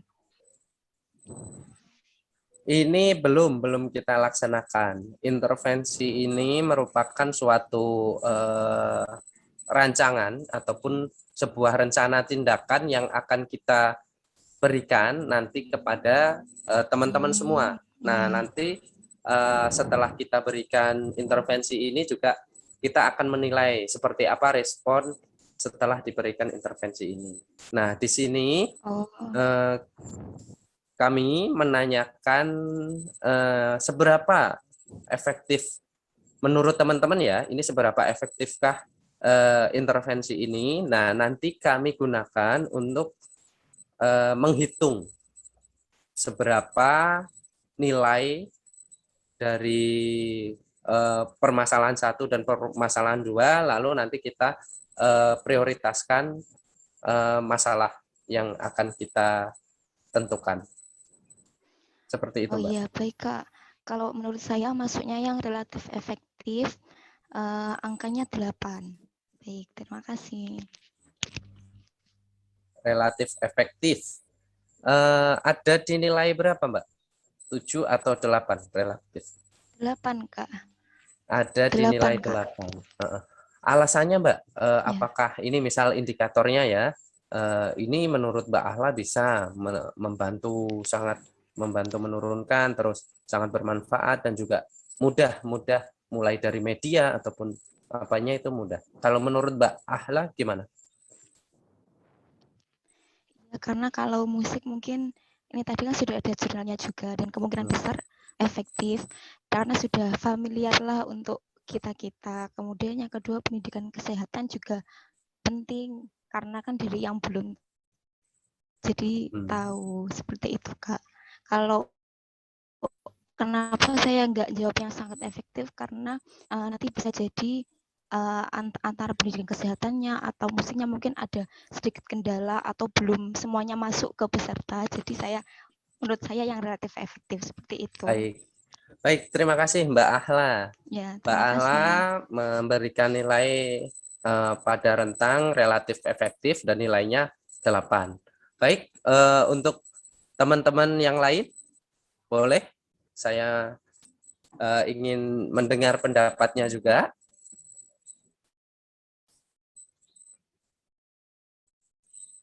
Ya, ini ada yang di room chat, siapa ini? Mbak Dwi Putri Utami lagi. Monggo Mbak Dwi Putri Utami. Iya Mas, sebelumnya saya ngasih penilaian sebanyak 2. Sebenarnya mau 1, cuman ya udah 2 aja karena ya intervensi kan berarti kan tindakan yang kita lakukan sebelum nantinya terjadi kan Mas. Ya, betul. Ya kan? Nah, katakan ini suatu kegiatan yang berisiko, yang riskan, apalagi mengenai kecemasan atau sebagainya. Kalau cuman intervensi berupa salah satunya musik, ya itu subjek yang mau dikenakan siapa dulu Mas? Kalau kita lihat subjeknya nih, kalau subjeknya katakan udah para pekerja, orang-orang sekitar 25 ke atas, saya rasa sama sekali nggak ada ininya Mas, nggak ada efeknya. Karena kalau bisa tuh intervensi berupa bukti nyata lah Mas, suatu kegiatan yang nyata. Kalau musik saya rasa semua juga pasti menikmati musik ketika mereka memang sedang merasa moodingnya lagi turun atau gimana gitu Mas. Begitu, sayang sekali saya kurang. Ya, baik, terima kasih Mbak. Memang kami sangat-sangat membutuhkan masukan-masukan seperti ini karena terkait penentuan tingkat keefektifan intervensi ini yang nantinya akan kita kaji lebih dalam. Nah, di sini untuk siapa? Ini memang untuk kita semua sih, untuk responden yang teman-teman kan di sini juga kita khususkan pada masyarakat umum dewasa muda, yaitu mulai dari usia 18 sampai 40 tahun. Nah, kalau dari Mbak Putri Utami tadi memberikan rentang keefektifan intervensi terapi musik dan CBT ini ada di relatif tidak efektif, nilainya 2 dengan alasan yang sudah dijelaskan seperti tadi. Baik, terima kasih. Selanjutnya teman-teman yang lain boleh mengutarakan pendapatnya. Baik, Mas Granto, ya, silakan. Kami persilahkan untuk menyampaikan pendapatnya. Iya, selamat malam Mas dan teman-teman. Saya mau mengutarakan pendapat. Untuk menurut saya intervensinya itu mungkin kalau musik relatif efektif ya Mas. Karena menurut saya musik itu kan universal, bisa didengar sama semua orang. Jadi nggak mandang usianya berapa, musik itu bisa masuk ke telinga orang gitu. Jadi untuk menurunkan kecemasan, menurut saya itu kemungkinan berhasil untuk semua orang. Cuman mungkin genre setiap orang beda-beda aja sih. Kalau menurut saya, dari saya kayak gitu. Makasih. Oh, ya. Nilainya berapa dari Mas Granto kira-kira? Dari relatif efektif ini ada nilai 7 atau 8? Kalau menurut saya 7 sih Mas. Soalnya kan nggak semua orang butuh musik pas menghadapi kecemasan. Jadi menurut saya 7 cukup. Terima kasih. Oh, ya. Baik. Terima kasih sekali Mas Granto atas pendapatnya tadi. Perlu saya sampaikan juga rencana kami nanti akan memberikan intervensi terapi musiknya ini bergenre yang musik instrumental seperti itu sih. Baik, kami mohon partisipasi suara dari teman-teman yang lain. Silakan. Ya. Bisa ditambahkan tadi dijelasin tentang terapi CBT-nya tadi, jadi kombinasi antara terapi musik dan CBT mungkin. Oh ya, baik. Terapi ini, intervensi yang akan kita lakukan ini, nanti yang pertama khususnya untuk kecemasan ini, itu berupa intervensi pemberian musik terapi dan juga kognitif behavior terapi. Ini nanti kita gabungkan. Apa sih terapi musik itu? Ya, ini merupakan suatu terapi di mana kita nanti akan memperdengarkan jenis musik tertentu, di mana nanti di sini kita menggunakan musik instrumental yang gunanya nanti untuk membantu mengubah perilaku, perasaan, dan juga fisiologis dari tubuh kita. Nah, setelah itu nanti kita akan melanjutkan dengan terapi kognitif perilaku ataupun kognitif behavioral terapi. Apa itu? Nah, ini kita gunakan nanti setelah teman-teman memperdengarkan musik, tadi kita akan menggunakan teknik ini untuk memikirkan dan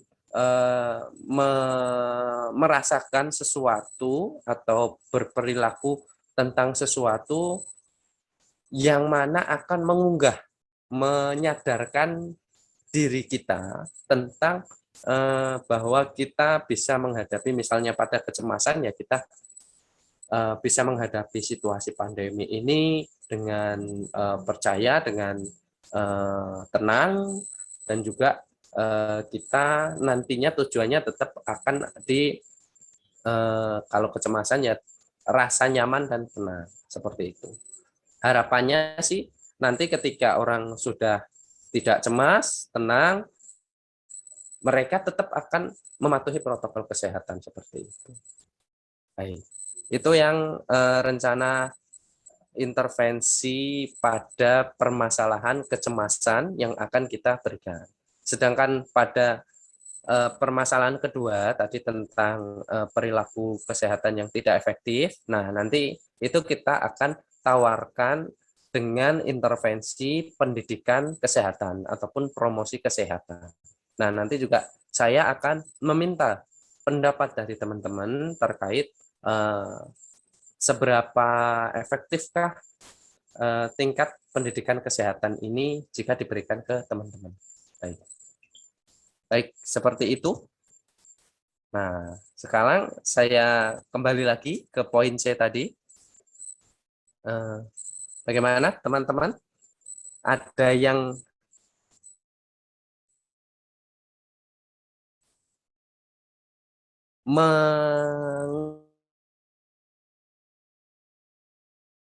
mengutarakan pendapat hal ini, apa tingkat efektifnya?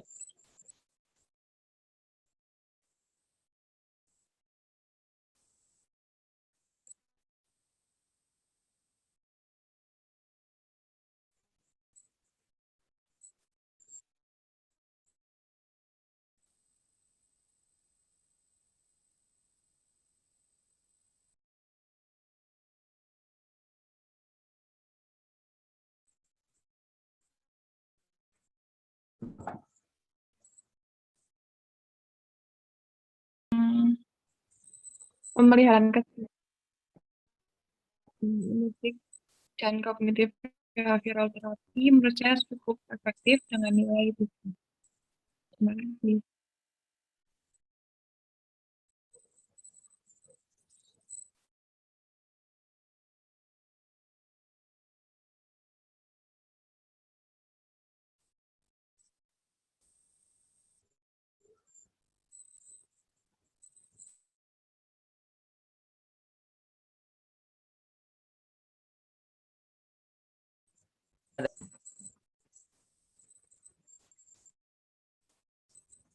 Siapa Mbak Gita ya? Mohon maaf Mbak Gita. Gimana Pak Arifin? Oh ya. Tadi Mbak Leli ngomong Pak Arifin.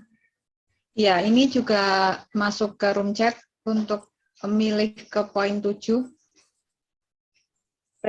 Relatif efektif untuk terapi kecemasannya. Oh ya. Baik, dari Mbak Leli ini memberi nilai 7 ya? Ya.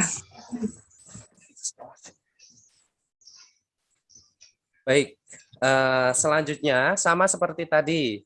saya akan meminta pendapat dari teman-teman semua. Ini sudah kita kerucutkan saja. Ini berarti tingkat apa? Menurut teman-teman tingkat keefektifan intervensi ini ada di ini dua kategori ini, relatif efektif atau relatif tidak efektif. Nah, coba sekali lagi saya minta dari teman-teman, apakah berapa orang yang memilih relatif efektif? Coba saya minta tunjuk tangan atau raise hand, biar nanti teman-teman fasilitator menghitung.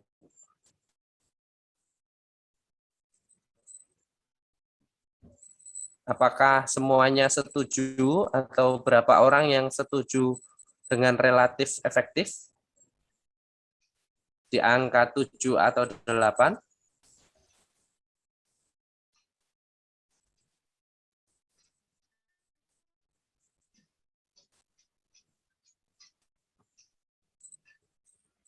Bisa Baik, raise hand ya teman-teman. Ya. Ada 4 orang yang pada setuju di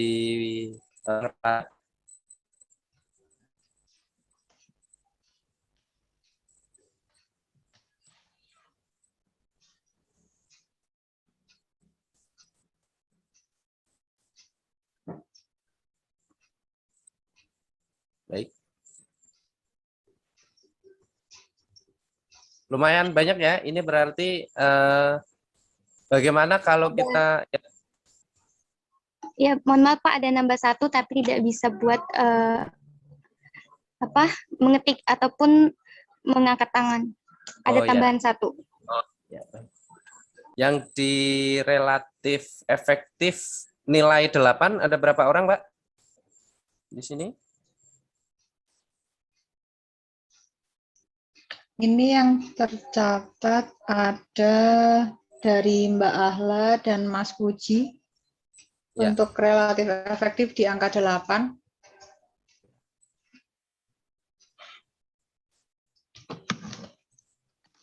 Baik. Selanjutnya pada relatif efektif di angka 7. Silahkan teman-teman responden semua raise hand. Coba. Saya beri waktu 10 menit dari sekarang. Kita memang agak terkendala dengan sinyal ya. Ada teman-teman yang sebenarnya ingin menyampaikan tetapi mungkin tidak tersampaikan.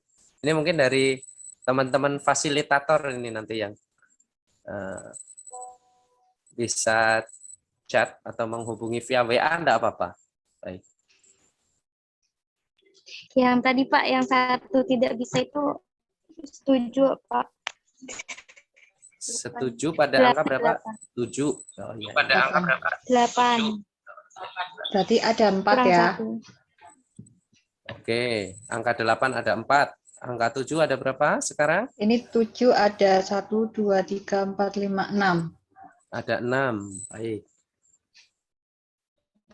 7 ditambah Mbak Hernita. 7. Baik, lumayan banyak ini. Selanjutnya di angka 2. Ada enggak? Atau hanya Mbak Utami tadi, Putri Utami?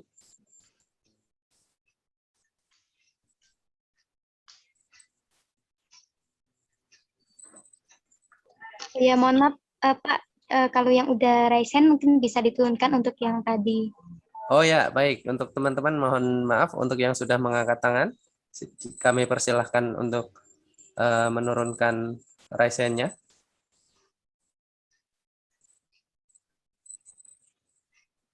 Baik, ini mungkin juga kita terkendala dengan sinyal ya. Jadi banyak teman-teman yang mungkin tidak bisa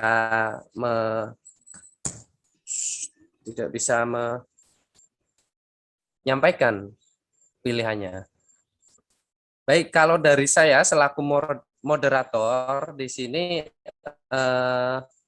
karena nilai pilihan teman-teman paling di angka 7 pada tingkat relatif efektif di angka 7, saya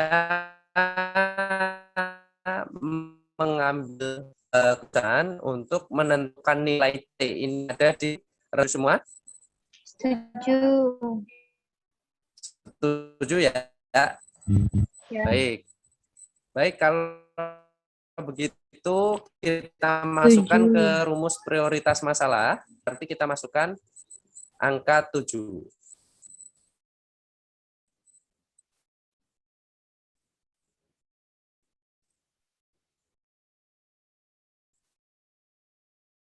Kita hitung sekalian.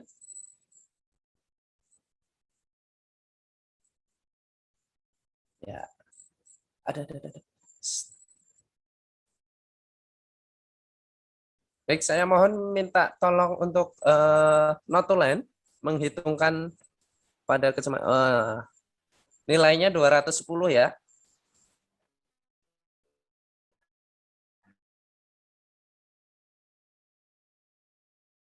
Baik, terima kasih. Selanjutnya kita menghitung masalah yang kedua, yaitu ketidakefektifan pemeliharaan kesehatan ya, tadi ya.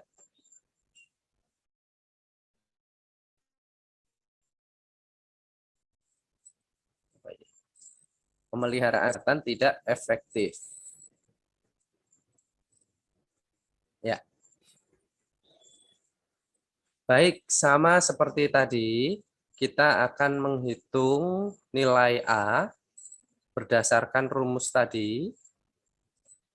Ya, di mana rumus untuk menilaikan nilai poin A ini berdasarkan persentase populasi dalam yang mengalami masalah ataupun ketidakpatuhan protokol kesehatan. Nah, berdasarkan analisa data, tadi ada berapa persen ya, Mbak? Coba saya dibantu. Yang mengalami.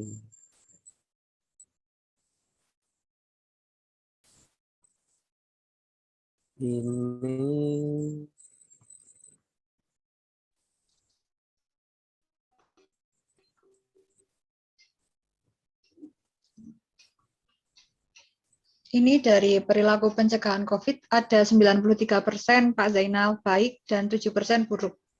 7% ya. Mungkin bisa ditampilkan Ini kita untuk lihat dari ini saja, rinciannya, teman-teman. dari survei perilaku lingkungan.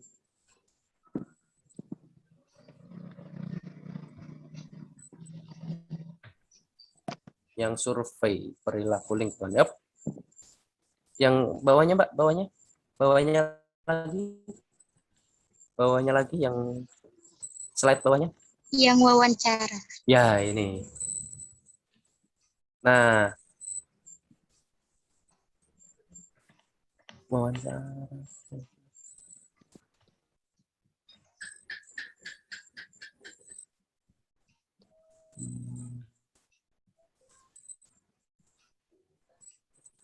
Ini belum kita persenkan ya. Yang naik lagi, Mbak. Mohon maaf yang slide nomor 25 coba. Slide nomor 25.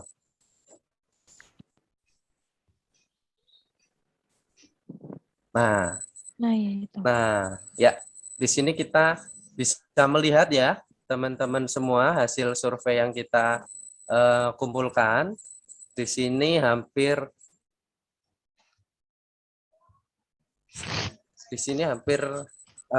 di atas 50% semua ini yang semisal ini ada klien yang kurang dalam menerapkan physical distancing ada 44%, klien masih keluar rumah, tidak ada keperluan mendesak, tidak rutin berolahraga, tidak membersihkan rumah, masih. Nah, ini yang perlu kita soroti, ini masih menghadiri pertemuan secara langsung yang melibatkan banyak orang. Nah, dari data ini hampir semua itu nilainya di atas 50% ya.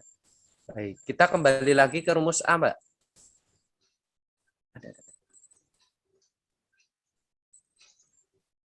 Nah, baik, berarti kita bisa asumsikan bahwa nilai A ini berada pada angka 10 ya. Coba.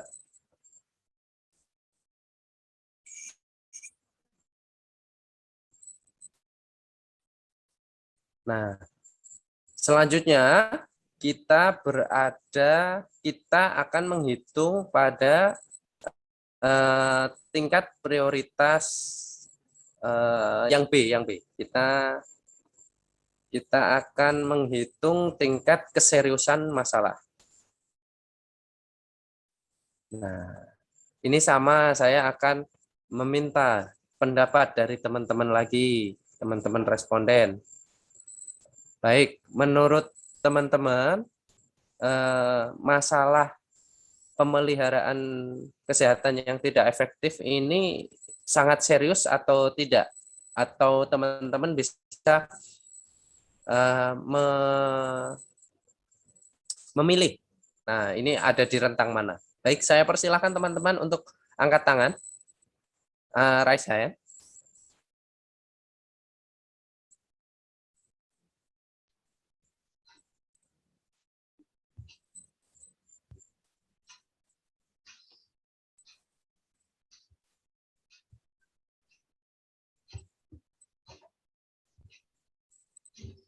Baik, dari Mbak Leli Farida, saya persilahkan.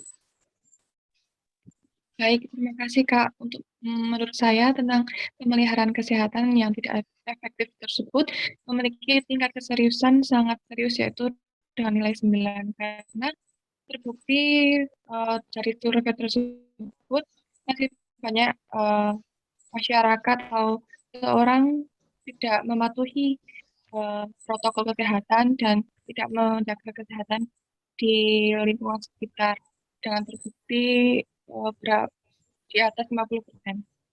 Baik, terima kasih Mbak Laili atas pendapatnya. Dari Mbak Laili memberikan rank keseriusan masalah ini di angka 9, sangat serius. Baik, yang lain saya persilahkan memberikan pendapatnya.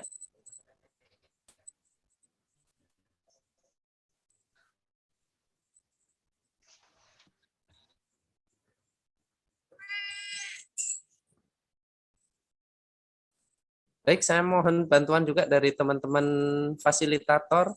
Bagaimana responden yang lain jika ada yang ingin menyampaikan pendapatnya? Mohon maaf, itu Galaxy J7 Prime.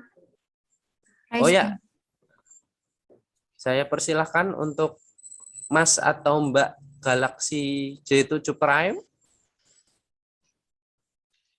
menyampaikan pendapatnya.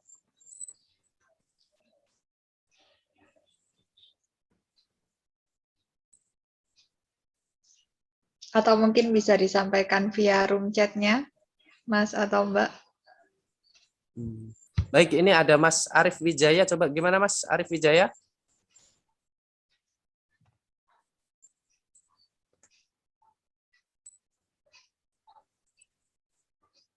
Ada yang lain atau siapa? Boleh menyampaikan pendapatnya?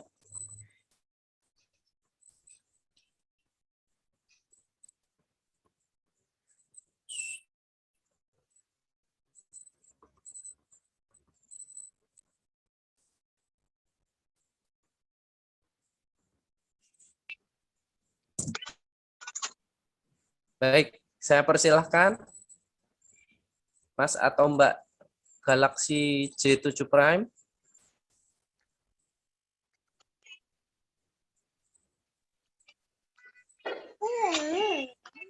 Oh ya, ini ada Mbak Istiqomah. Baik, Mbak Istiqomah. Saya persilahkan dulu Mbak Istiqomah. Bentar dong.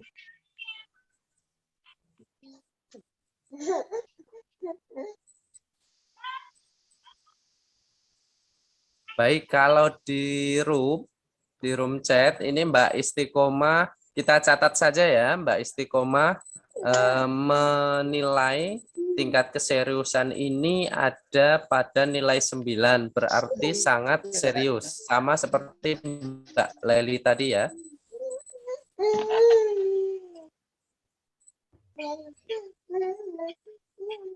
Ini aja bagus. Istiqomah.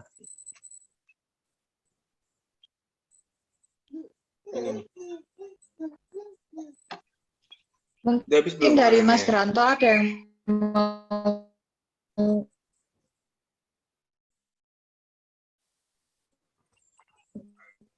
disampaikan. Boleh, Mas Granto, satu lagi responden coba.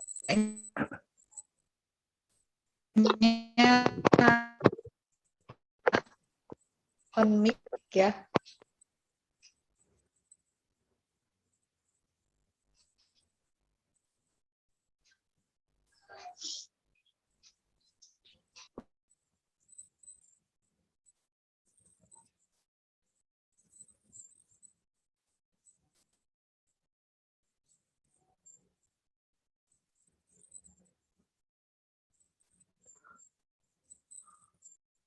Baik, kalau memang sudah tidak ada yang memberikan pendapatnya, mungkin juga ada kendala ya, karena ini via chat room saja.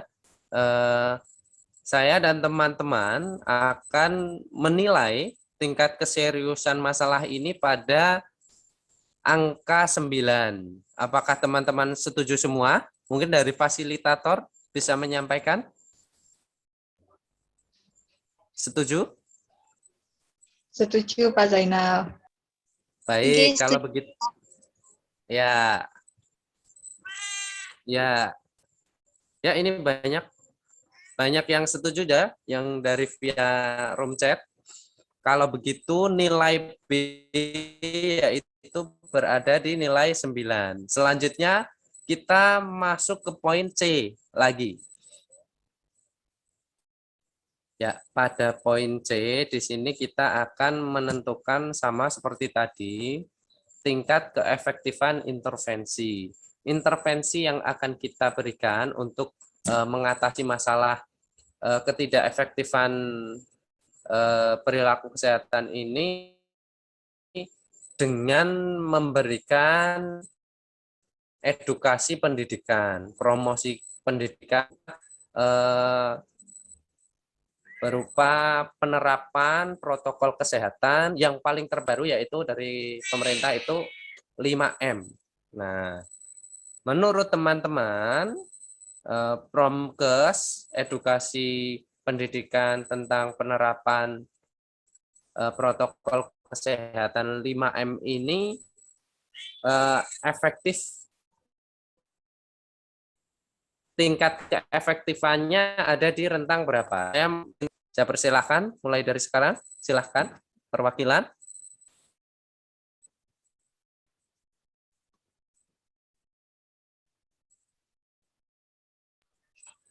Mbak Sabika mungkin? Silakan Mbak Sabika. Selamat malam semuanya. Selamat malam. Selamat malam, Mbak.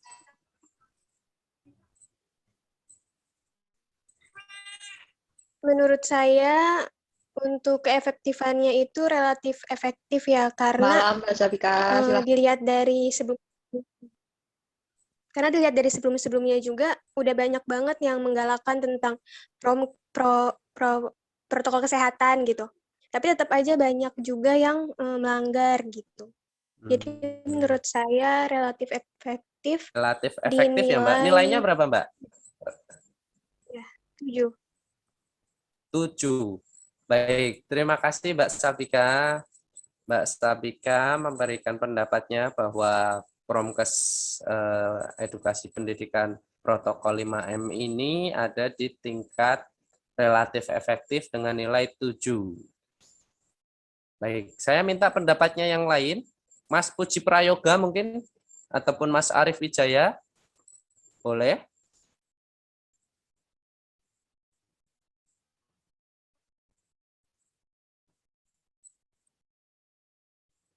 Atau Mas Juandra?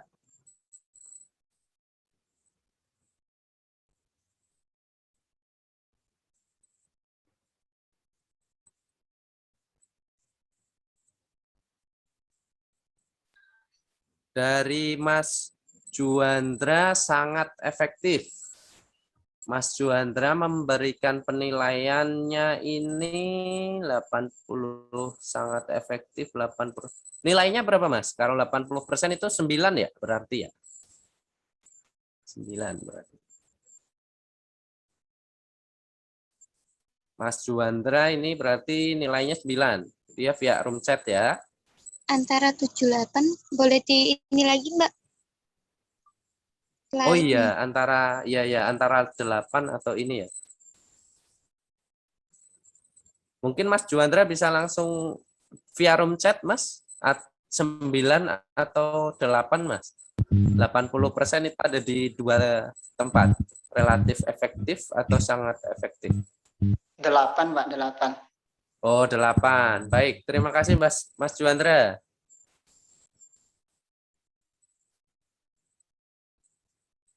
Baik, mungkin satu lagi ya, karena ini berbeda ini Mbak Sabika dan Mas Juandra. Mbak Sabika itu ada di nilai 7, Mas Juandra ada di nilai 8. Mbak Leli ada di nilai 7. Wah. Baik, coba satu lagi. Satu lagi. Saya minta tolong lagi.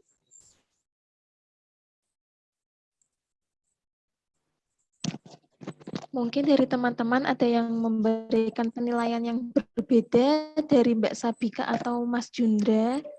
Ya.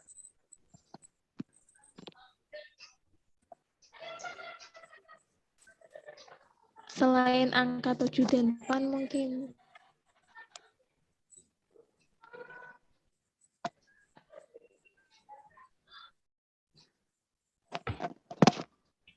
Baik. Dari penilaian dan pendapat teman-teman ini yang sudah masuk, ini ada di banyak yang ada di nilai 7 dan 8. Baik, apakah ada pendapat lain?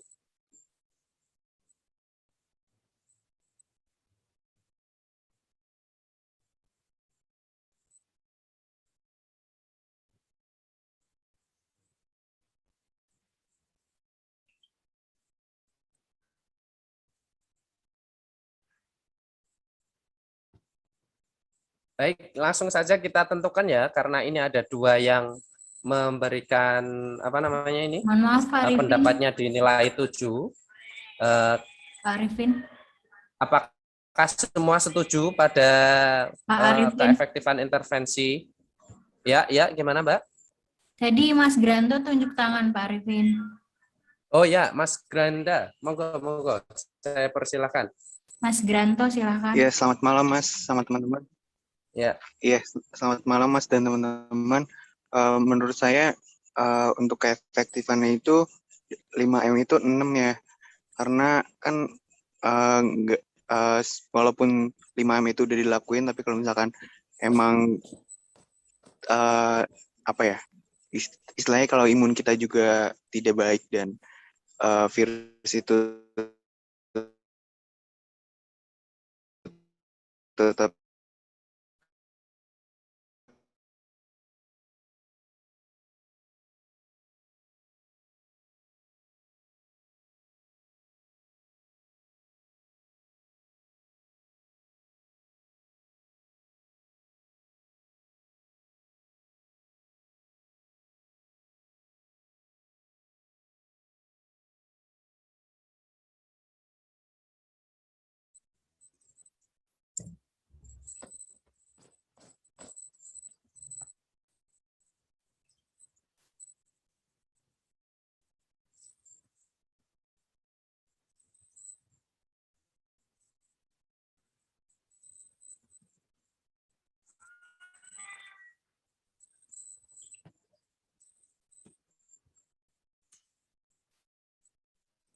Baik, kita ambil kesimpulan saja ya dari hasil ini. Kita mengambil nilai C-nya ini juga pada angka 7. Sepakat ya semuanya ya? Sepakat. Baik, oke. Baik, langsung saja kita hitung ya teman-teman semua ya.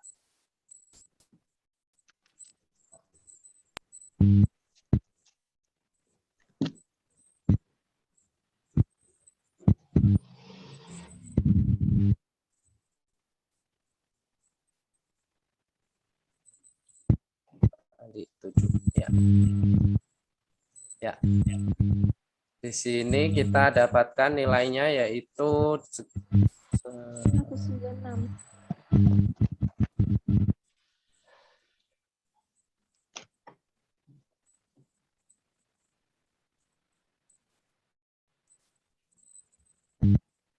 Ya, nilainya adalah 100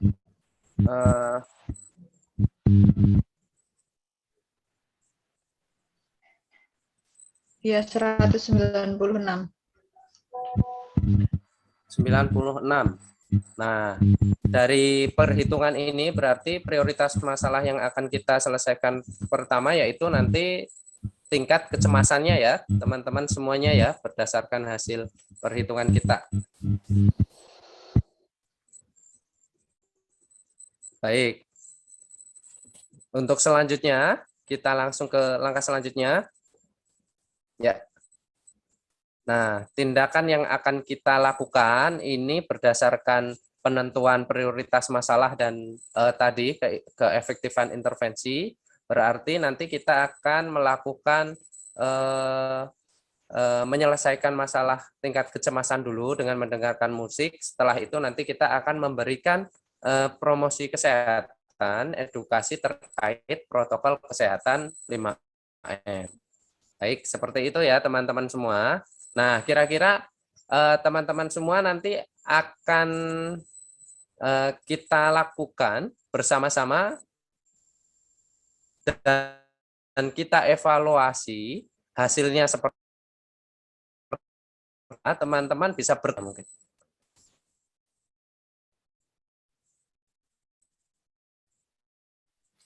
Baik, nanti kita diskusikan bersama dengan teman-teman fasilitator ya. Baik, gimana teman-teman semua? Ya, Kak. Setuju ya?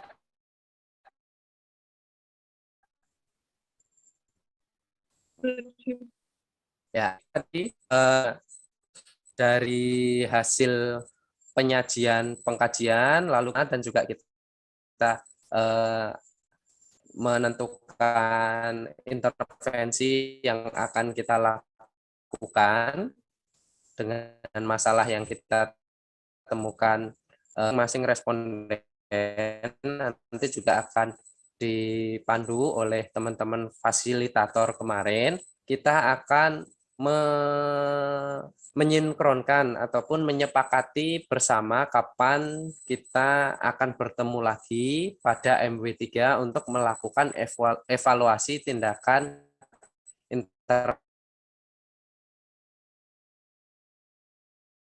yang telah kita lakukan. Saya kembalikan ke pembawa acara. Baik, dari saya ucapkan terima kasih dan apabila ada kesalahan saya mohon maaf yang sebesar-besarnya. Wassalamualaikum warahmatullahi wabarakatuh.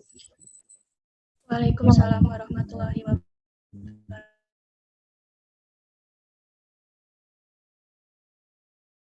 wabarakatuh. Waalaikumsalam. Sudah menyampaikan hasil survei dan terima kasih juga kepada Pak Zainal telah memimpin jalannya musyawarah dengan sangat baik sekali sehingga berjalan dengan sangat lancar dan kondusif serta mampu menghasilkan keputusan bersama. Baik, kesimpulan dan hasil musyawarah tadi yaitu prioritas masalah yang pertama terkait kecemasan di masa pandemi ini dan yang kedua pemeliharaan kesehatan.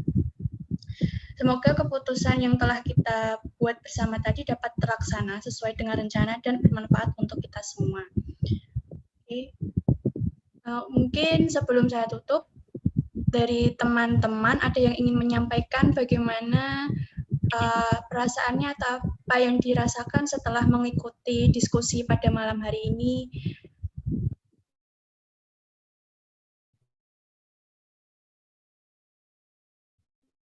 Mungkin perwakilan.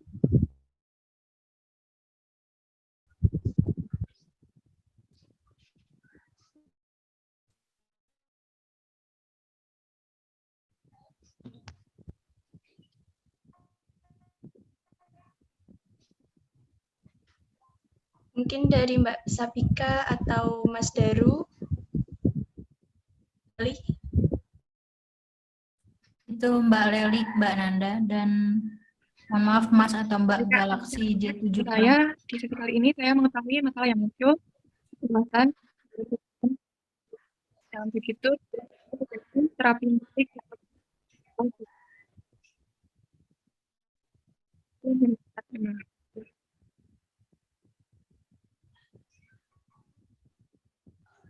Oke, terima kasih Mbak Leli atas pendapatnya terkait perasaan yang sudah dirasakan setelah mengikuti diskusi pada malam hari ini. Jadi Mbak Leli merasa lebih tahu ya Mbak terkait masalah kesehatan yang terjadi. Oke, terima kasih juga kepada teman-teman atas partisipasinya, antusiasnya sangat besar sekali pada diskusi malam hari ini. Tidak terasa ya teman-teman, sudah lebih dari 1 jam kita bersama dan kita sampai di penghujung acara musyawarah pada malam hari ini. Baik, sebelum acara ini saya tutup, saya ingin menyampaikan sedikit terkait kegiatan selanjutnya, yaitu musyawarah warga 3, di mana nanti kami akan menyampaikan hasil evaluasi dari kegiatan yang sudah disepakati bersama tadi musyawarah warga 3, akan kami info lebih lanjut melalui fasilitator masing-masing. Begitu ya teman-teman. Jadi saya mewakili teman-teman memohon maaf apabila ada kesalahan atau kekeliruan dalam pelaksanaan diskusi pada malam hari ini, dan juga kami mohon maaf karena waktunya jadi lama karena diskusinya tadi sangat seru sekali ya kan. Baik. Untuk itu sekali lagi saya ucapkan terima kasih atas perhatian dan partisipasinya. Saya selaku pembawa acara mohon diri. Saya tutup acara pada malam hari ini. Wassalamualaikum warahmatullahi wabarakatuh. Waalaikumsalam warahmatullahi wabarakatuh. Terima kasih teman-teman semuanya. Terima kasih ya semuanya. Selamat istirahat. Selamat istirahat. Terima kasih banyak ya.